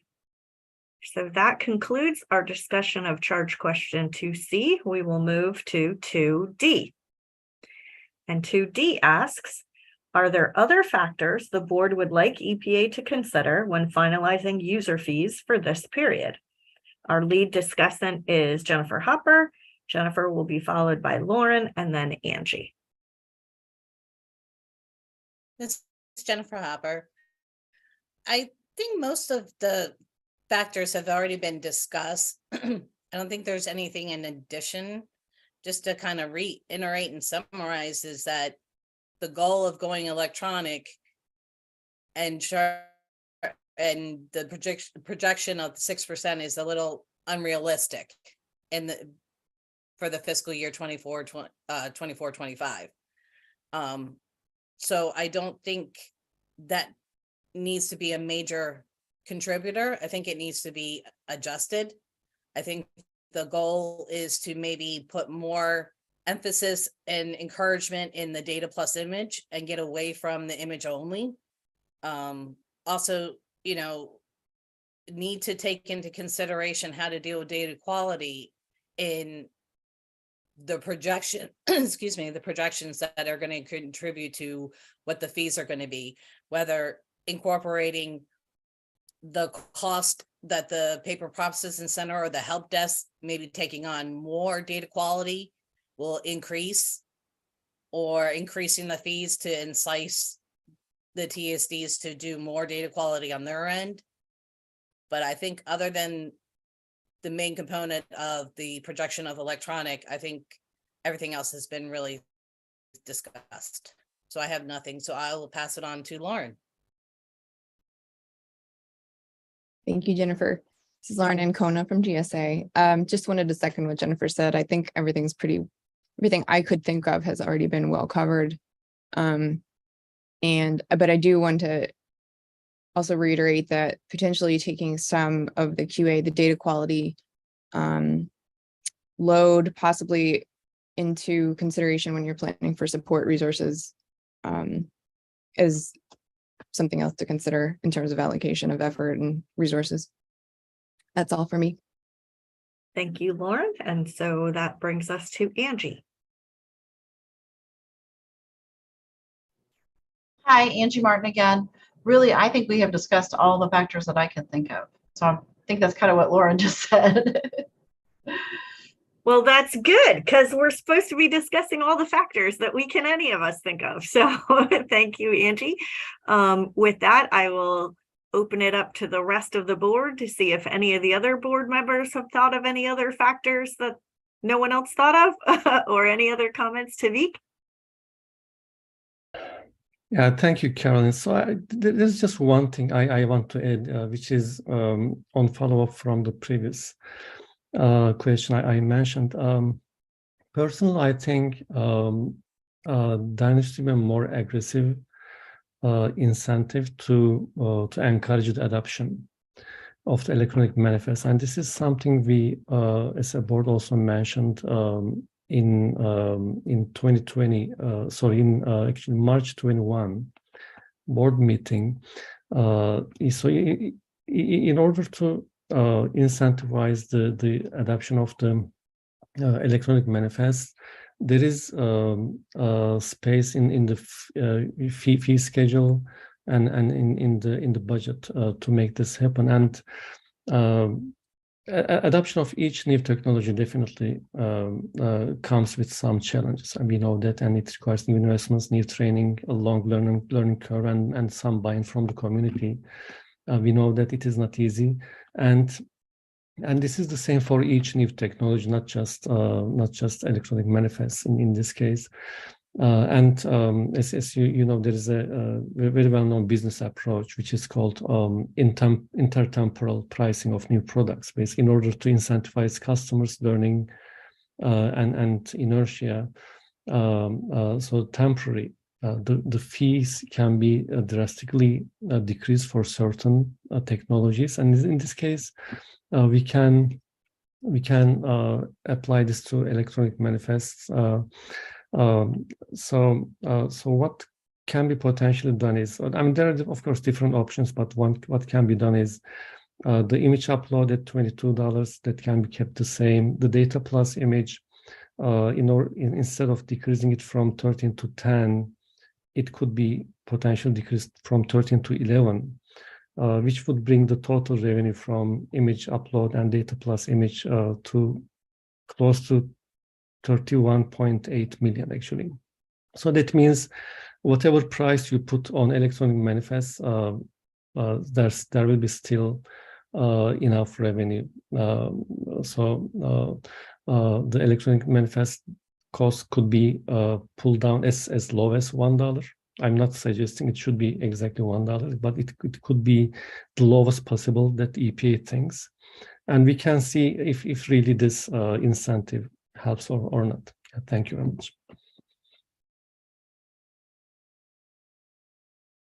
Great. Terry. I know I mentioned about 4 years. I'm sorry, Terry Bear ADQ. About 4 years ago, I really think that it would be beneficial for the board to get a tour or an understanding of the paper processing center. I think that's kind of like this the black box that we just don't have vision on. And so, not understanding how EPA has transitioned this thing that the states have been doing way before now to what you are doing. There might be some insight that we could offer, between I know Arizona and Minnesota and Maryland. I think we've got a good grasp of states that have been processing manifests, as well as our industry colleagues. The ones that have been running facilities. So I would just throw that out there again, that there might be benefit in understanding that operation to see if there's recommendations the board can provide with that perspective in mind. Thank you. Thank you, Terry. Jennifer? This is Jennifer Hopper. I'm going to second, third, fourth, whatever Terry's suggestion of visiting the paper process center. It is an unknown factor. I mean, we kind of have an idea of what they do, but we don't have the full scope of what they exactly do. So, visiting or getting a better idea of exactly what the paper processing center is assigned and tasked to do and how they follow through, and by either in person, virtual, or however, I think is definitely a benefit to better understand what they do and gives us a better ability to provide suggestions and feedback. Thank you, Jennifer. And Terry, just checking, is your hand just a residual hand from your previous comments? It is. I'm sorry. I'm used to Google, like where you talk and it automatically unclicks. So my apologies. No problem. I just don't want to miss you if you have more to add. So Jackie? Yeah, but to follow up on that conversation about learning more about the paper processing center as well, I think since data quality has been such an overarching theme through this entire meeting this week, I think the more information we can get on the type of data quality issues we're facing, the types of users that those are arising from, whether there are other themes or kind of offenders that we can look at targeting. I think that would just be a really good a good learning opportunity for us to learn a little bit more about that process, and maybe how we could use either technology to assist in triaging those errors. I think it'd be additional heads in the room. I think might be beneficial in finding leaner and more effective ways of dealing with errors. So thank you. Thank you, Jackie. Anyone else on the board have any additional feedback?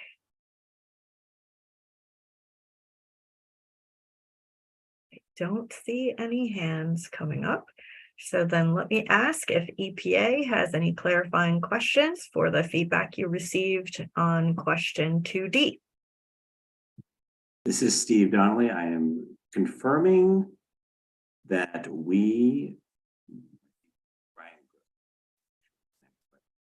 I don't, certainly no one else does on the team, but I just want to make sure that Brian is good.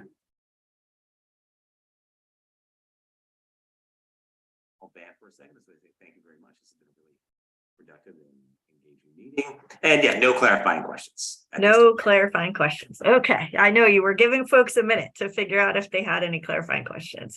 That's okay, because we are ridiculously ahead of schedule here. So, so with that, Fred, were you going to say something before I turn it to Sonia, or do I turn it directly to Sonia? No, I'll provide my closing remarks right at the end. Okay. I think Sonia Sasseville has some closing remarks on behalf of EPA.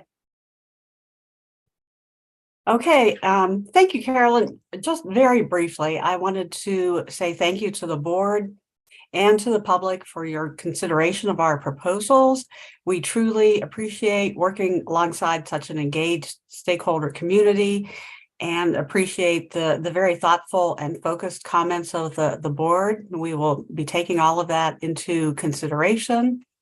We are going to keep working on our push toward electronic manifests, as well as looking at the data quality issues and again, just we look forward to receiving the considered recommendations of the board. Also, thanks to the EPA team for their hard work. It's been a lot preparing for this and responding during the course of the meeting, so very much appreciate that. And finally, thank you to Fred Jenkins and our meeting support contractors for their hard work behind the scenes. And that is all for me. All right. Similar to Sonia's sentiments, I want to thank all the same people that she already thanked, so I won't repeat everything she just said. But thank you to everyone for your participation today. I really do appreciate that this Federal Advisory Committee gives EPA the opportunity to get input from a nice, diverse set of representatives of the e-manifest community who can help EPA chart a path forward. Some of the board members having served for several years now, and one board member, this was your first meeting. So from our new members to our multi-year members, thank you to all of you. Your input is very, very valuable. Thank you to our oral public commenter, the one we had at this meeting, and to anyone who submitted written public comments. Appreciate everyone's attention to this, and we definitely benefit from the great input of everyone who contributes to these conversations. And I'm kind of sad in a way that we're done early, because it's such an enjoyable opportunity to spend time with all of you talking about eManifest. But despite ending early, we got really, really good input just in a much shorter period of time than we had allotted for ourselves. So thank you for the fantastic input, and I hope you have something worthwhile to do with the rest of your day and half of tomorrow that we're giving back to you to work on other things. So with that, I will turn it back over to Fred. Okay, thank you so much, Carolyn. And as always, thank you everyone for all of your hard work to produce our seventh eManifest Advisory Board public meeting. I chuckle because, quite honestly, I haven't been counting them until Sonia Sasseville started announcing the time of each one. So and it dawned on me, wow, quite an accomplishment as a team. This was a very successful seventh eManifest Advisory Board public meeting. This effort is all very much a coordinated team effort, and I want to thank everyone for working together so well collectively to make this a very successful and productive meeting. To Carolyn Hoskinson, our fearless leader, as always, it is a pleasure working with you throughout this entire process. And as always, you did a great job in your role as chair of the board. Thank you very much to the board. You all did a wonderful job. Special thanks to our newest member, Jason Hoxford. You did a great job and you fit right in. This entire board is truly a pleasure to work with, and you all make my job very easy. On behalf of the agency, I want to thank the board, all of you, for your very important service on the eManifest Advisory Board. Special thanks to Barry Breen, the Acting Assistant Administrator of the Office of Land and Emergency Management, for all his support of the eManifest program and of this meeting.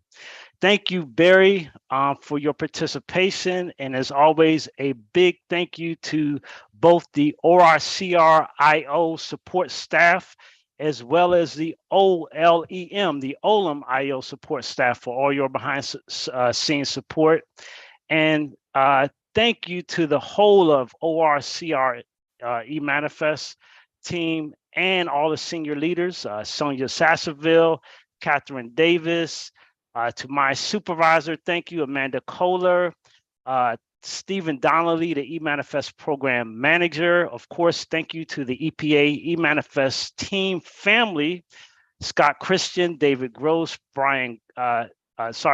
David Graham, Brian Gross, William Nicholas, Thomas Reeves, David Charbonneau, Lakeisha Harrison, Dave Nicholas in the OLEM IO, And thank you to all eManifest team members and EPA staff that were involved in supporting this meeting. Thank you very much to our public commenters for your participation. And thank you to all those who participated and attended virtually. Thank you to our meeting support contractors for their support in this meeting. This meeting report or the meeting minutes will be completed no later than 90 days after the close of this meeting. The meeting report will consist of the recommendations that the eManifest Advisory Board provided and discussed during this meeting. The Advisory Board essentially writes the report. My role is to facilitate the write-up of the report. The agency will review those recommendations and advice in the report, and sometime after we'll provide a formal set of formal response to the board's recommendation. And by the way, we held our last eManifest Advisory Board meeting October 4th and 5th, and EPA recently published the response to that report. That publication came out yesterday. It's in the public docket for that meeting for your reference. And my last request is, can all the advisory board members please meet me briefly after the meeting for a closed administrative meeting? I will send you an invite. We'll schedule that meeting for roughly 2 p.m. Eastern time. Please all attend. This meeting is officially adjourned. Everyone have a wonderful rest of the day. Thanks for joining us. Thank you. Thank you all. Thank y'all. Thank you. Thank you, board. Thank you. Thank you. Thank you. Thank you.